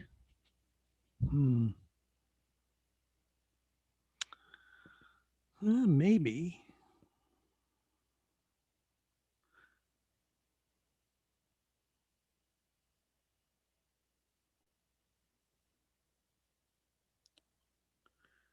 Got at least an ace-point game. I probably would have passed. He decides to pass. All right, 3-1, 5-point. So the score is now 5-4 in favor of Alex. 5-2. All right, 3-3, 6-3 twice, probably 13-10, and then 1 more 3 to go, either 24-21 or 13-10 again.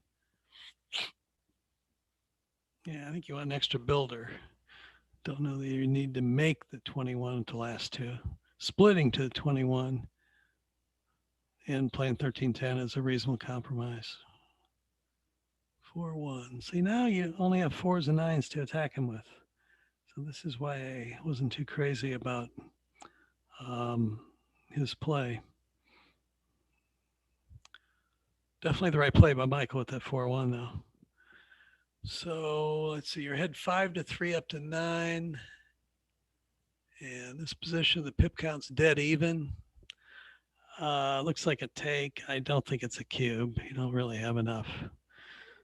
Unless you roll double 2s or 4s, or you hit loose with a 9 and black fails to hit back. I don't know. I would definitely take, as Michael, I don't think it's a cube yet.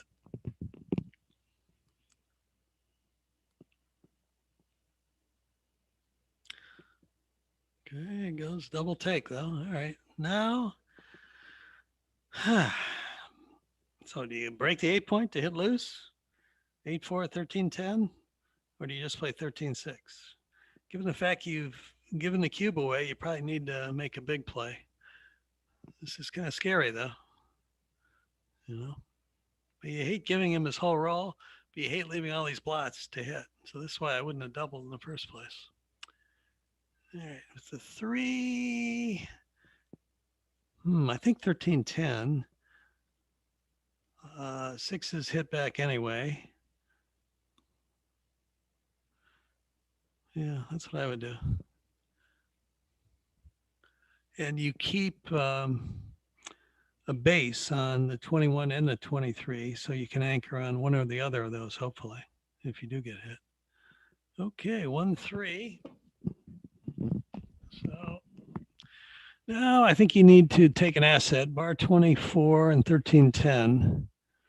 It does leave a double shot, any 6 or 4, but the alternative is what? Bar 24, 8-5, that leaves any 6, so that's 16 numbers since 2-2 doesn't hit, plus 5-3 from the 23 point.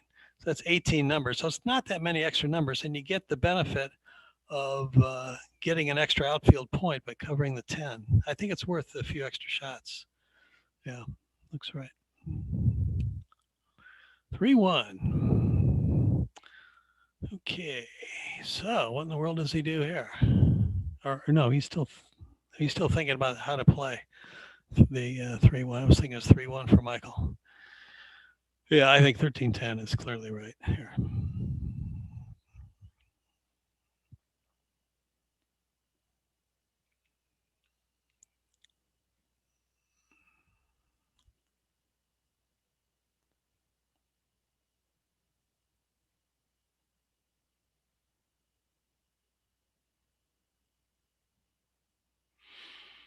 Okay, that's what he did.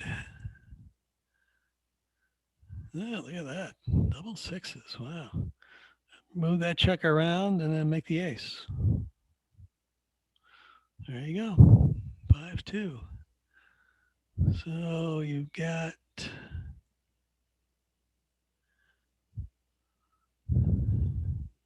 no double for sure. 1-2, and then 10-5 hitting, and then either 11-6 or 13-8.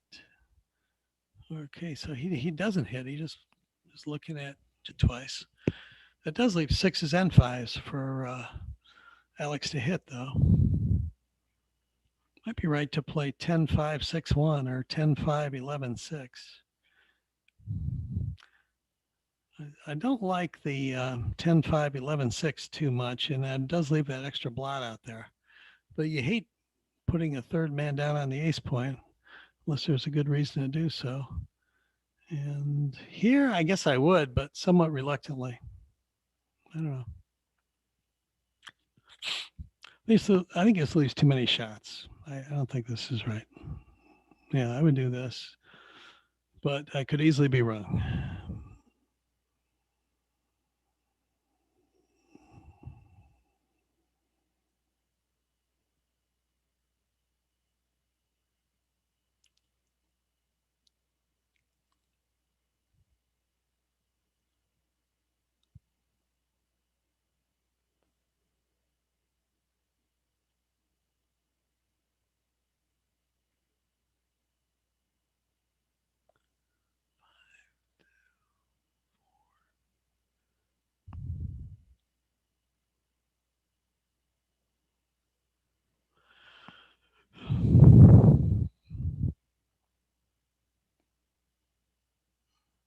All right, so he made the play I mentioned, and it worked out. Look at that.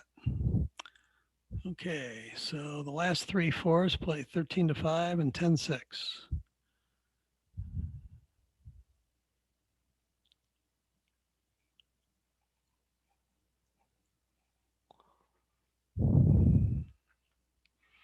Okay, now Michael's up 57 in the pip count, but he does need to cover the 5-point. And let's see here.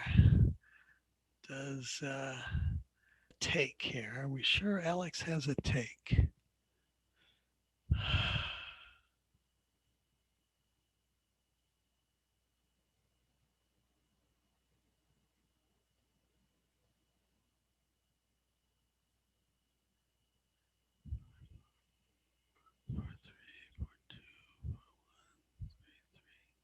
Yeah, I'm pretty sure Alex does. There's a handful of bad blotting numbers. Some numbers don't cover. And even the ones that cover, some of them leave, a handful of indirect shots. And you've got sort of goalkeeper back there on the 23 point, which gives you some extra hitting chances later in the game. Yeah, it looks like a take. Pretty sure it's a take. I think I would not double. Yeah. 6-1. So I think you play 2 checkers to the 5-point. Yeah. So this leaves 8 return hits. This is part of the reason why I didn't think Michael had a double. Yeah, 6-1 is a pretty good shot, and that leaves 8 return shots here. So,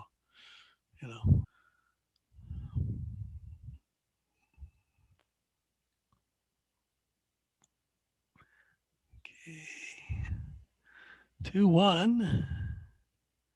So 10-7. All right. Ooh, good return hit. 4-2. All right. Gets the second anchor if he wants it. Looks like that's correct. Yeah. Down 63 pips. So that looks right. Yeah. 4-2 for Michael here.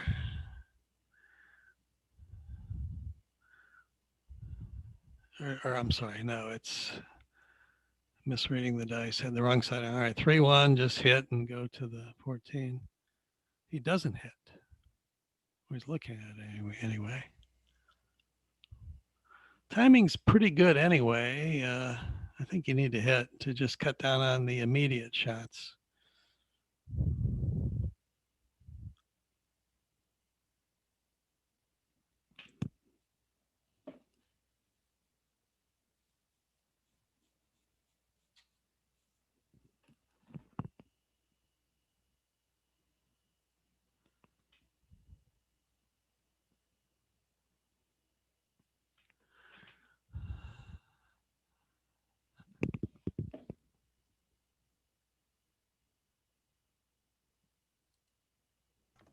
Hi, John.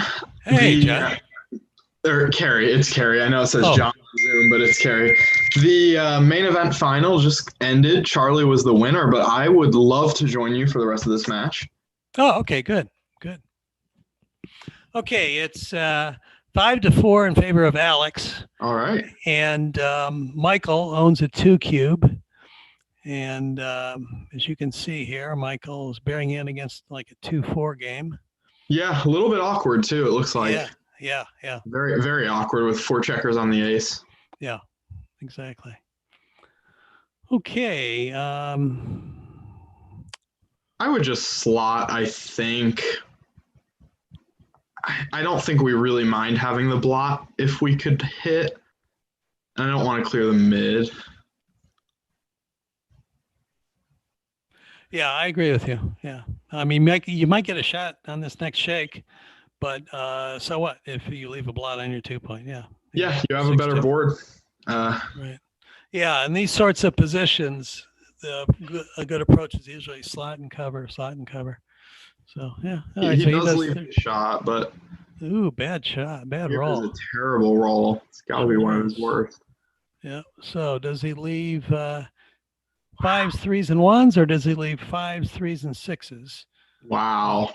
Yeah, pretty bad shot. Probably 8-5 at least gets a crossover in the event both checkers get hit.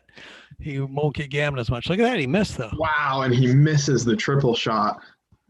Well, I guess we can make the 7 Or you can slot both the 7 and the 2, 13, 11, 9, 7, 4, 2.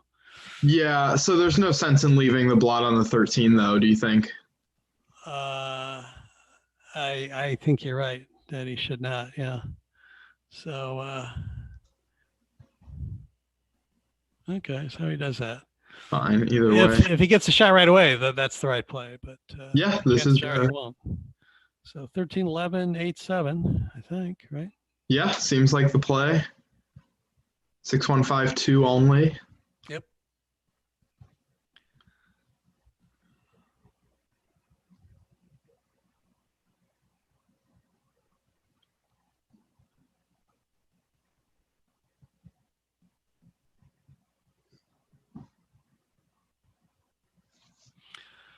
Let's see. This might be a case, though, where the 7-point might be somewhat of a liability. He might not even want to make it. So maybe that's what he's thinking about in looking at. Yeah, it seems like that is what he's thinking about. And it does have merit. I mean, it is an extra point to clear. Yeah.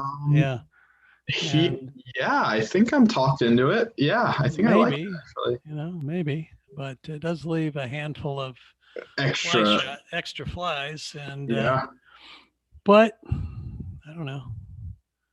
Yeah, it's like. Let's see. What's the benefit of making the 7-point? If white rolls double fives, he's got to abandon the 21.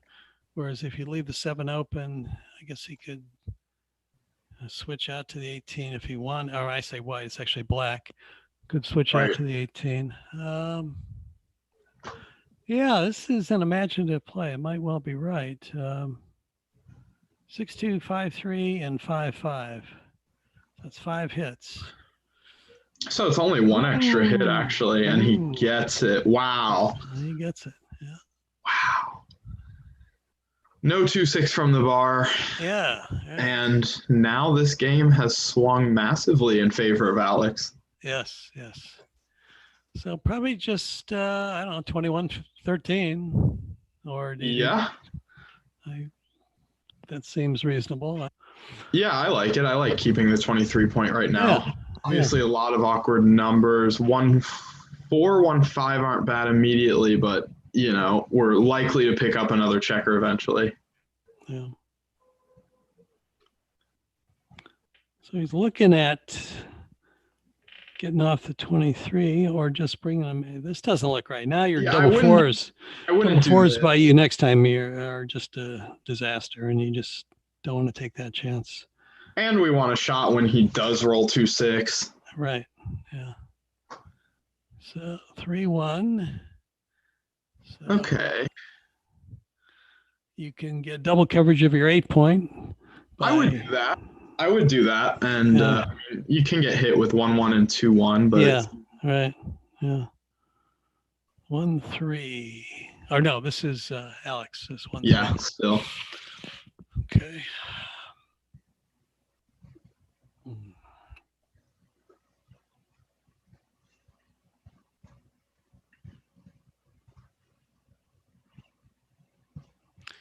Two, 1. All right. Interesting.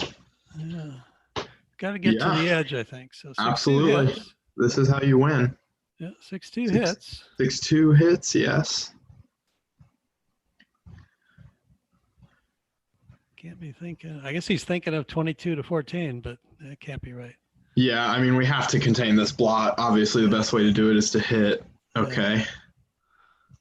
2-3. That'll work for now. Just 8-5. Yep.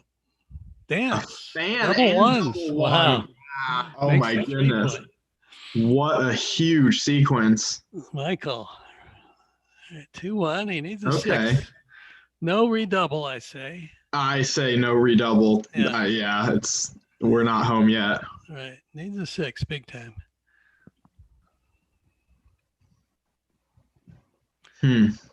And also, there's a little overage on the recube gammon. Yep, So- there is. So that's another argument not to redouble. And there's a lot can still go wrong here. I mean, after all, you're not favored to roll a 6. So, ooh, he gets it though. All right. Wow, gets the 6. All the way out. 2-5 or 4-5. But if he gets a 2, he's got a good 23-point game. So he really wants a hit though. Or no, he rolled double aces and he fanned. Okay. Okay, yep. So now it's Michael on roll again. Yeah, Michael's thinking about redoubling here again. Yeah. And this it's a take. I mean, that's the question, I think. And I'm not sure. I think I'm inclined to just pass this, actually. yeah, I think I am too. Even with the 4 checkers on the ace and the ugliness, it can go really poorly immediately. Yeah. And there's, I think this is a pass. Yeah. And then there's a few pointing jokers. And, 4-1 will make the 4-point, just leave a few fly shots. Yeah, let's see what else. 3-1, you can pick and pass down to put another checker on the ace. Double 3s, double 6s, and 6-3 are great. Yeah, pretty much any double plays great. Yeah, 4-4 is great. Yeah, yep. So he does double. Yeah, and I predict he'll pass, and I think that's right. But let's see here. At this score. Okay, so he's the trailer. All right, so it's 5-6. So 6 away, 5 away, and you've got an opening 4-3, which is really a toss-up as far as what the best play is. And sure. Since I'm down a point, I would play 2 men down. I do that as well. Okay. Anytime I'm trailing, I generally play 2 down. Oh, it says Alex is taking a 3-minute break. Oh, okay, sure. Yeah. Well, it sounds like Ochi join us, which would be very exciting. Ah, okay. Great. So I'm going to send him the information.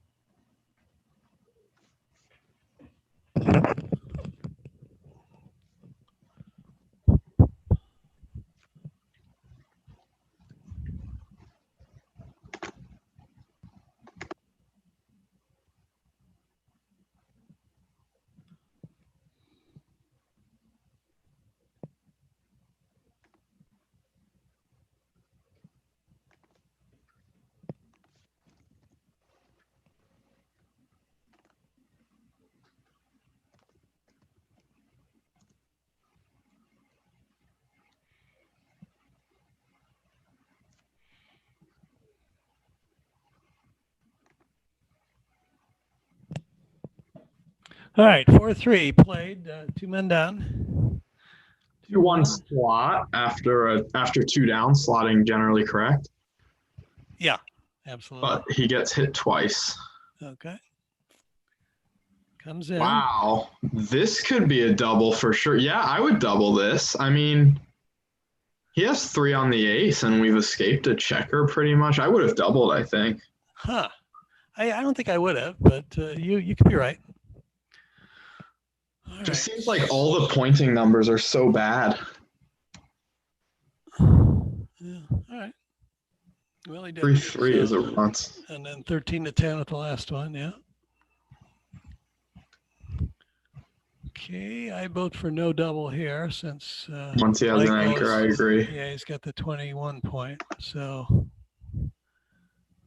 ooh, not bad. 5-5. Boom, boom. Yes. And too good. I think. Yeah, too good. Just take a roll. Yep. I agree.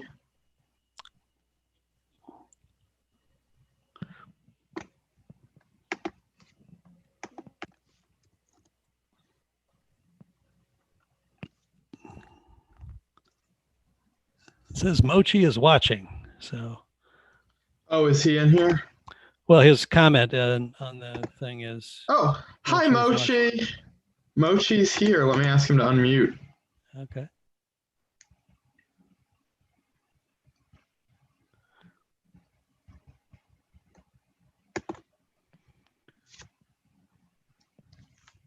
Six, 5. So I don't know how you're supposed to play the 5. Probably. I guess I'm not sure what's right. Yeah.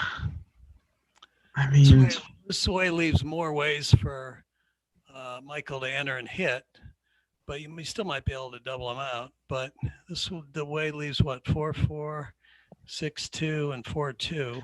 5 shots. Yeah. The other way leaves a lot more, but the other way gives you a chance to pick up another check with a 3.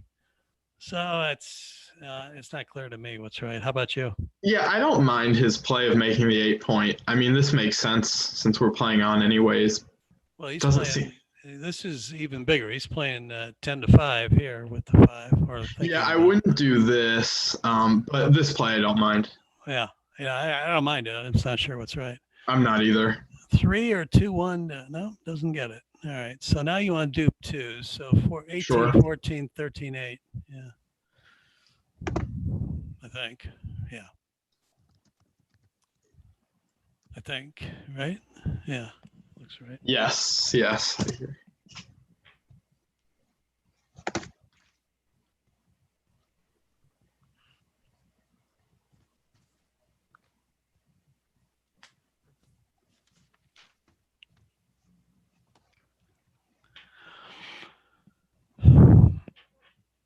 Okay. Mochi, can you hear us? Yeah. Hi. Oh, you're very quiet. A moment, please. Sure.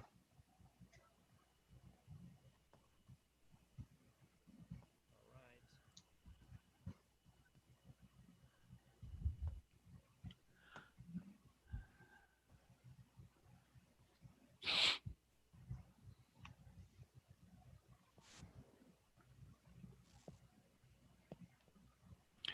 All right. So he's got a 6-5. He's thinking about this pure play or keeping the 10 point, playing 8-3. I'm never really sure Huh. if it's worth leaving a couple extra fly shots like that or not. All right. So dance and 6-3, just make the deuce. 4-2. Okay. He enters, but we can still play on, Yeah. it seems. Just Right. no real risk. Right. And then you, except for what, 6-6 and 3-3. So, yeah. Right. Even then, black or blue needs to hit. So, Right. Oh, well, there's 3-3 it is. 3-3. Yeah. One of them. But even getting hit, I mean, we can still double in a lot of Right. cases. Right. It's just not that big of a deal. Yeah, that's right.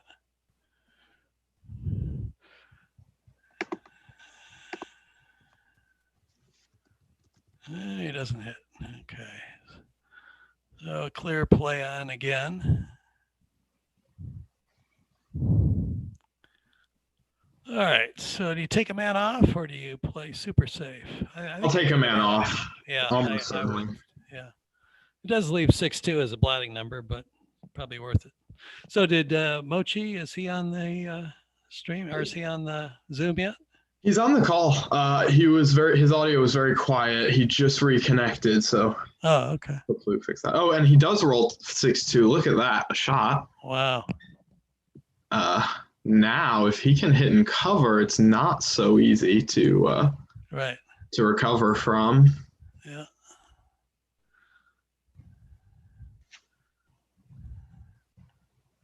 Can he do it? 2-1, 2-3, 2-6, 2-2.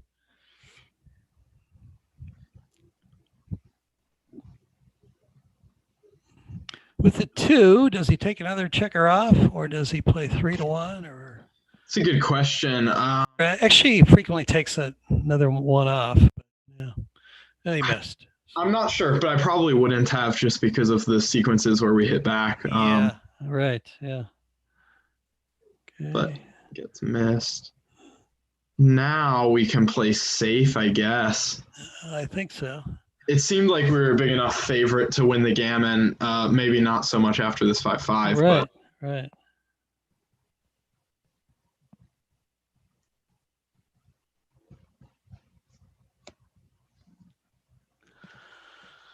Yeah.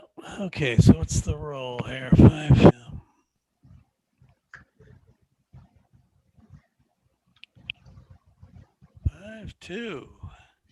5-2. 6 shots either way. Yeah. Okay. He strips the point. That's, Yeah. Takes 2 off. yep.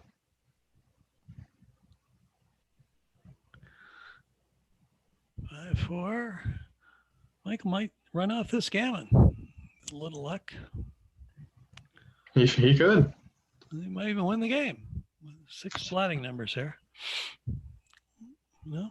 I think Alex gave a little bit of thought to doubling, but definitely should be too good still. Oh, yeah. He does roll on. Yeah. Okay,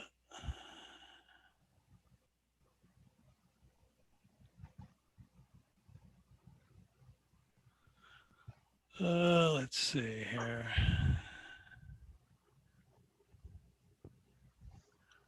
I'm not sure without if it makes much. Obviously, it doesn't make much of a difference. What's right? Right. Sometimes it's right to waste a pip to get one fewer out to play with. So maybe that's right. All right, needs a high number. That's not high enough. Not high enough. So what numbers can he get? He can get 5s and 6s. That's it. Yeah. 4s. Ouch. Yeah. Wow. Okay. So 2 points, 7-6 up to 11. 4 away, 5 away. Yes. All right. 2 men down. No double. And make the 7 points.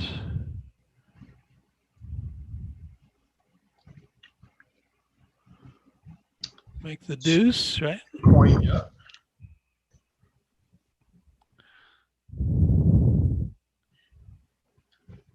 6-3. I can just run all the way. I don't know. I think 2 men down is right. Okay. Yeah. Makes sense since we're building a prime. Yeah. So 5-2 hits or makes the 4. Certainly should hit. Hitting seems better. Yeah, I agree. Yeah. Now this is a little bit awkward. Maybe we hit back. I think hit on the ace. Yeah. Yeah. Yeah.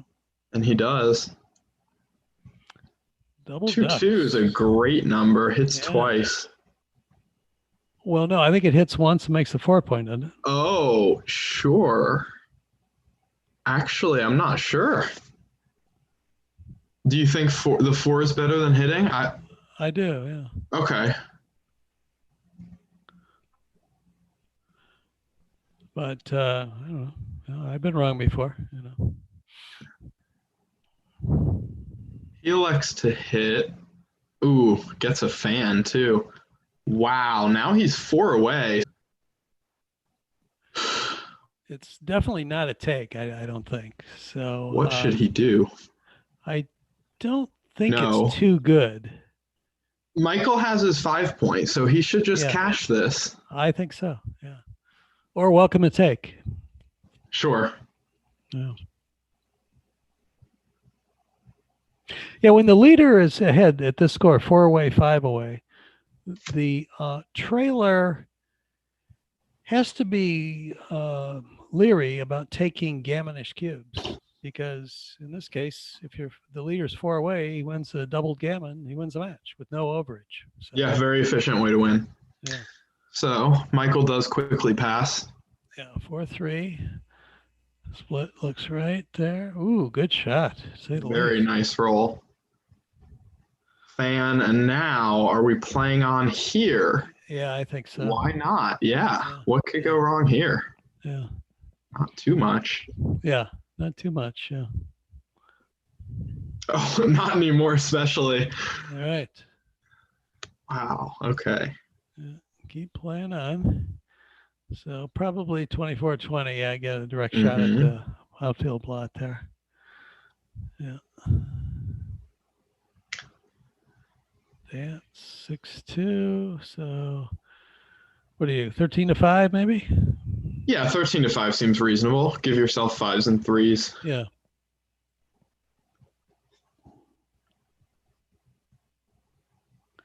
After all, if you now with this play now, 5s hit on the 2 point, but they also hit on the 15. So that doesn't. Yeah, I don't understand that. Yeah.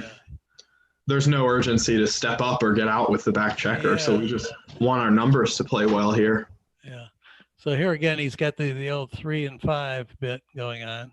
Yeah, this seems fine, I guess. Yeah, I suppose this is all right too. Yeah, but on the other hand, if yeah, I don't get this, but 6-3, I could have hit the other way. Right now he's unable to hit. Yeah. But Alex keeps fanning, so yeah. Okay. Very good.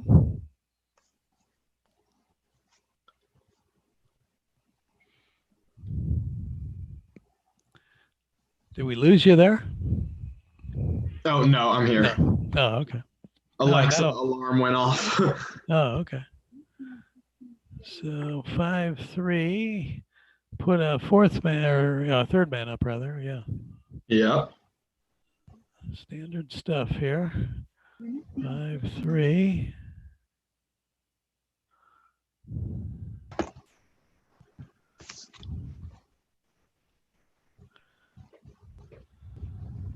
So it looks like it's going to be an easy gammon, most likely. Yeah, looks like we're about to get to 3 away, 3 away.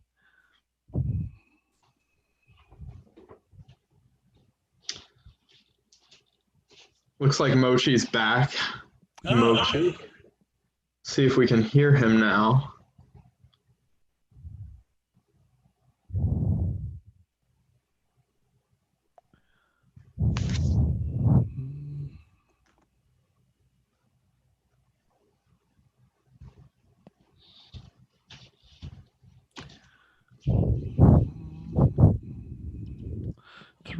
Three. A little bit awkward, but yeah, just do this. Yeah. Clear the 5. Yep. Yeah. That's a nice roll. Yeah. All right, got a chance at a BG here. Yeah, take 2 off because we could use 3 points. Yeah. Not many extra losses and a couple extra BGs. Got to be worth it.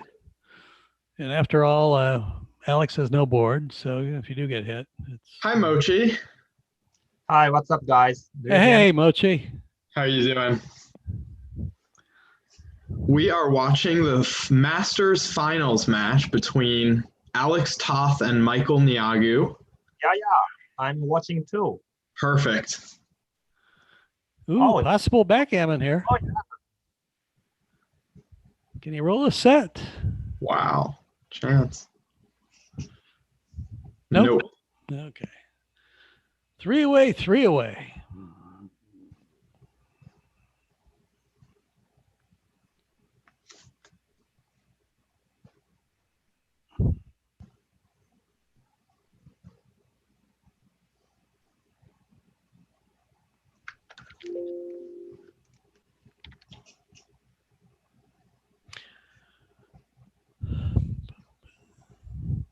Yeah, good play. Run around. Now, with all those builders, you might want to take away half of Michael's rolls by playing 6-1 and then split with the 1. No, I don't think so. No? I would play starting builders on the 8 point, stripped and the midpoint heavily stacked. So And okay, 6-5. Okay. yeah. Or split like he's doing. Yeah, the distribution is certainly smoother with this play. Could well be right. Probably is. Oh, That's this a bad is shot. the worst roll actually, the 5-4. Yeah. Right. I don't know what to do. Oh wow. Super ugly. Yeah, I'd play 13-8, 10-6. I'd leave the blot on the 11 point there if I was Michael. It does leave, what, 6 shots, though, so maybe not.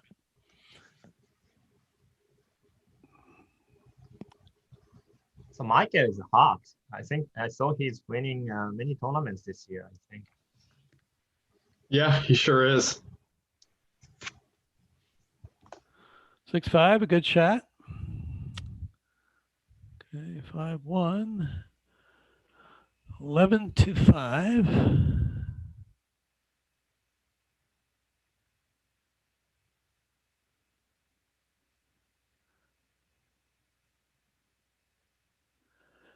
So 2 checkers down from the mid. Yeah, that would be my play. Yeah. Trying to make bar. Yeah. All right. You got a hit. Yeah, I think so. Yeah. 11-3. Hit him. A little bit behind in the race, so might as well hit him. Good play. 5-1.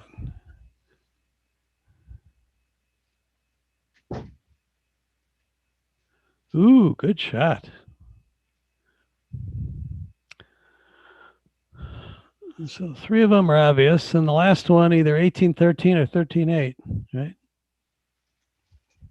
Oh, he doesn't even make the ace point. He just does this. Okay. Actually, yeah, this looks better play because now he can cash almost. That's true. Yeah, that's true. Yeah. If you do this, he has a joker like 4-1 or 2-1, or just entering. I mean, or 4-4, 2-2, stuff like that. Yeah, that's true. Yeah. So maybe given the fact that you can basically double them out the vast majority of the times, might well make it correct. Yeah. Okay. What, 17 pips up? So in the best case scenario, he can double in. I mean, worst case scenario. So yeah. Most likely it's a double pass, I guess, if assuming he goes normal. I like this. This play does give you some extra gammons, though. But do you play on? I'm not sure. Yeah, that's true. Yeah, I'm not sure. Yeah. I would. You've talked me into it, Mochi. That the simple play is probably better.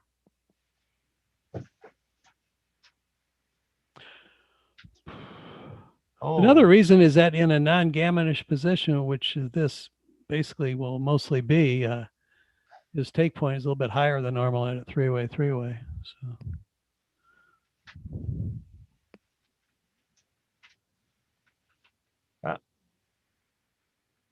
If he leaves a blot on the mid, and Michael rolled 4-1 or 2-1, he can still double, and it could be like pass ways. So it's a little bit. Yes, I mean, after 4-1 or 2-1, his double will be very strong anyway. Right. It's kind of difficult. Yeah. Now. So I guess it's a double pass, no matter what. Yeah. Down 11 pips, leaving 24 numbers. Yeah. Even double 5 is walking, double 4 is walking. Yeah. It's not too good, I think. Right.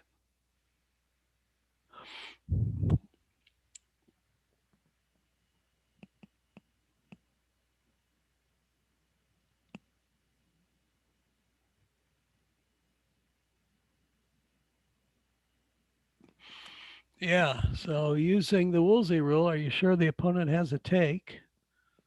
You know, I doubt it. So yeah, he drops. Okay. 3-1 opening, 3 away, 2 away. So Yes. maybe double already, close to double. Maybe not here. Not This is yet. quite good. Oh, Ooh, okay. good shot. Yeah, definitely double now because of the score, and it's a pass. Right. I agree. Okay. Two-way. Alex took 10 minutes to win 1 point. He took 5 seconds to take 1 point. That's right. That's right. And it's a massive pass, I think.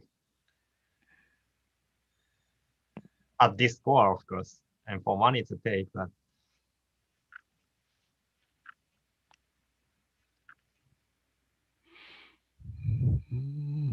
He's thinking about it. I doubt it. I don't think he's thinking. I don't know, Alex, but I think he's a good player. So I mean, the race is close, but it's true. positionally, clearly Michael has the edge. Yeah. And some gammons too. So I don't think it's takeable.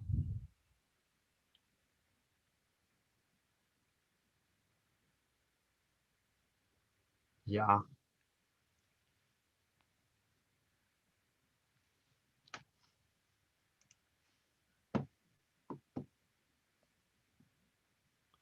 A drops 9-9.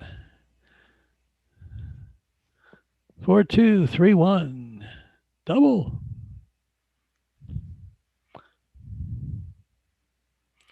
All right, splitting down, right? Mm-hmm. Okay. Either of these guys could double. I mean, Mm-hmm. if he roll if Michael rolls his best, and the I wasn't sure about that 6-1. no, I don't like it. Yeah, maybe 24-18, 6-5, maybe. That was a possibility. All right, so 3-point Ah, dancing. Wow, so you got to play on for the G here. Wow. All right, so take points 32%. He certainly has it now.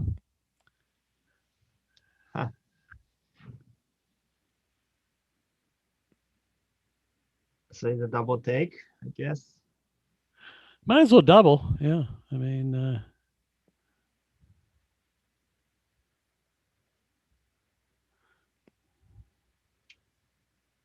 you're favored, so double.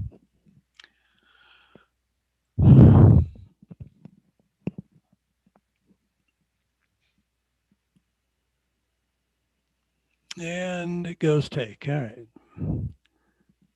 6-4 in and hit.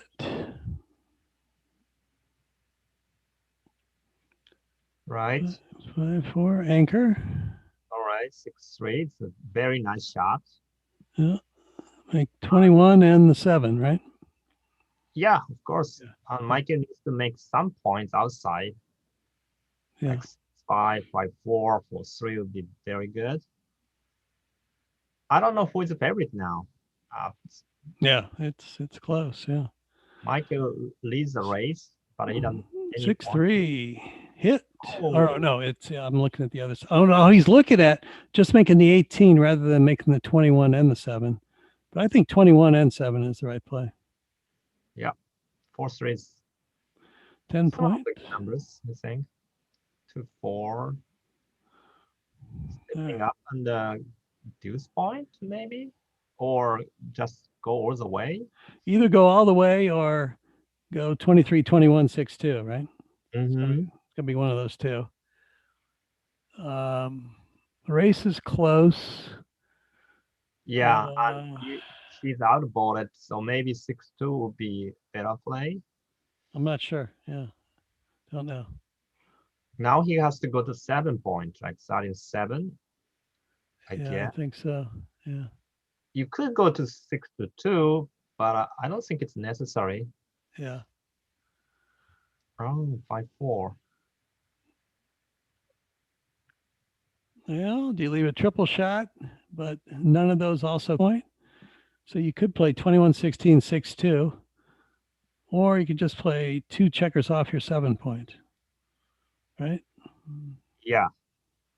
My preference would be coming out and cover the juice point because of the blood. Yeah.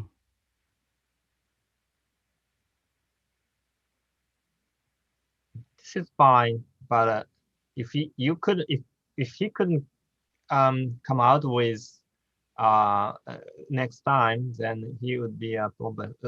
Face a problem. I sort of like this play. Is this what you like with the 5-4? Yeah, this Yeah. this is my play. Yeah. Okay. Good. Getting hit with ace is not a big deal. He has to break the point. Yeah. This is fine, but he really has to come out next time. Yeah. Yeah. Right. Yeah. Okay. So he did it. Okay. 4-3. He has to hit and go. Hit and go to the 6. Yeah. Mm-hmm.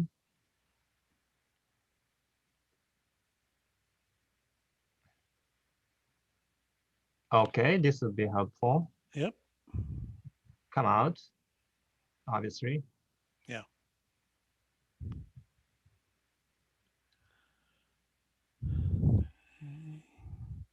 In and hit or in and 11-5? Yeah. Probably hit. It's dangerous, but It's a lot of shots, though. Like 15 numbers or something. 5, 6, 7, 8, 9, 10, 12. Yeah, I count 15 hits. Yeah, is that what you said? Yeah. That is a lot. Maybe it's too many. Okay. So with the 1, do you play 4-3 or do you play 2-1 or probably 4-3 is right, huh? Mm-hmm. Yeah. Okay. 6s, he's blocked. So it's kind of forced. 13 to 7 and 13 to 1 twice, right? Yep, probably.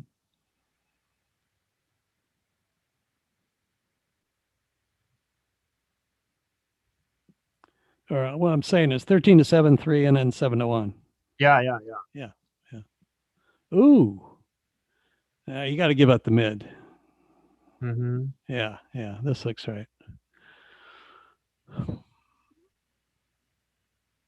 So he should rely on the lace lead and waiting for some doublet.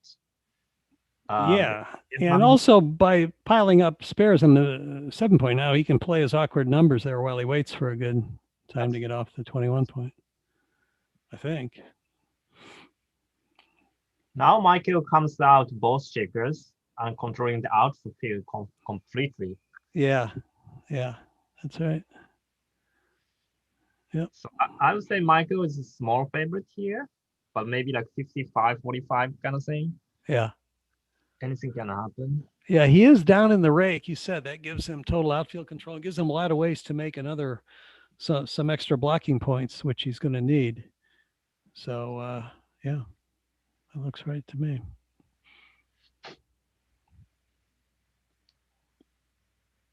What is thinking here? Either maybe 10 to 1 or making the ace point, I guess, are the only other plays I see. Yeah, he's looking at it now.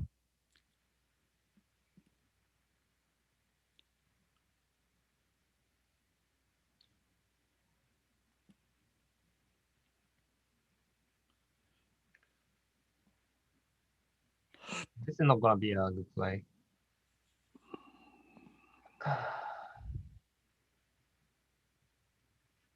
Yeah. All right, 4-3 covers the 3 and the 4 point. Yeah. Mm-hmm.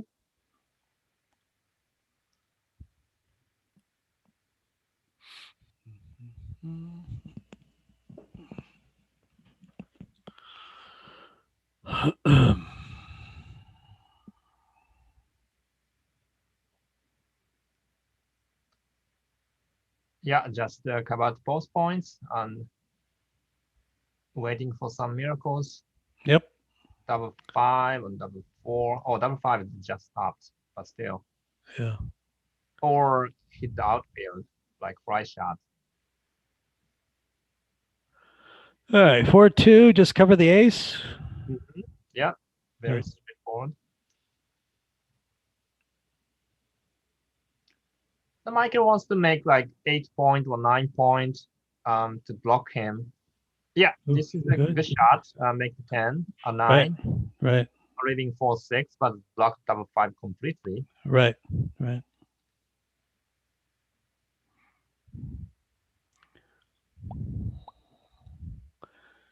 So 8-2, 7-5, right? Yeah, something like that. It doesn't make a big difference anyways.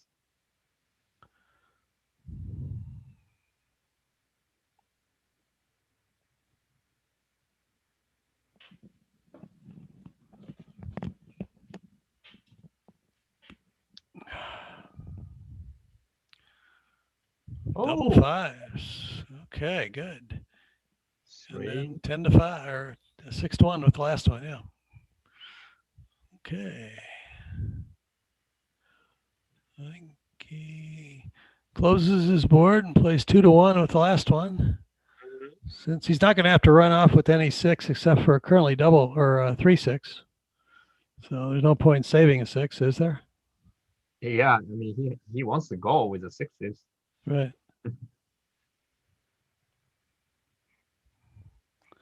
Okay. Breaks the 6 point. Yep. 5-4. Breaks the 10 point. Can he roll 6-6 here? Nope. 6-4. 16 pointing numbers. And about everything else hits loose. That's a pointing number. Okay. 2-6. 2-6 from the bar. Yeah. Okay.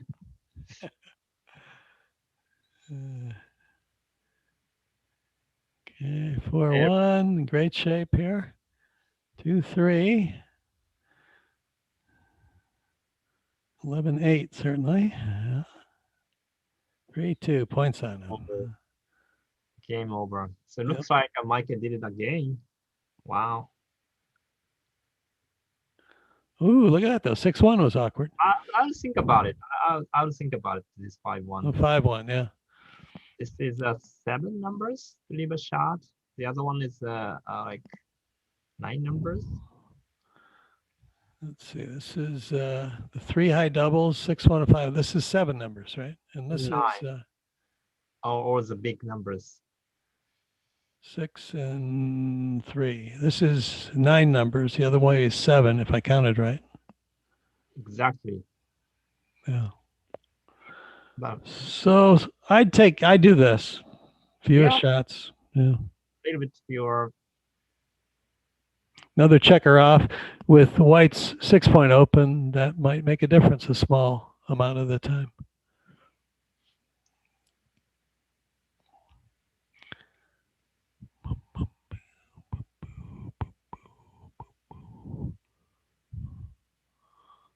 Oh, yeah. There was a chance. Yep.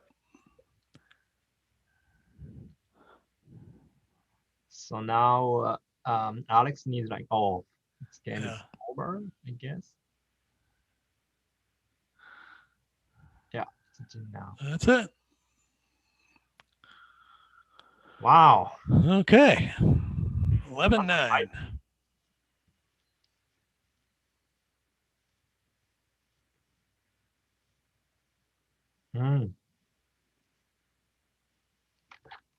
I don't know if anybody was putting it in XG during the match. I wasn't, so No, nobody was doing XG transcription.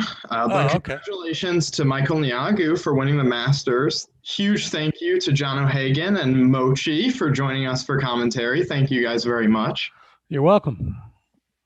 And a huge thank you to Candace Mayeron, Patrick Gibson, and Ben Friesen for all of their hard work in putting this event on. They do so much, and this is a fantastic tournament. So thank you to them.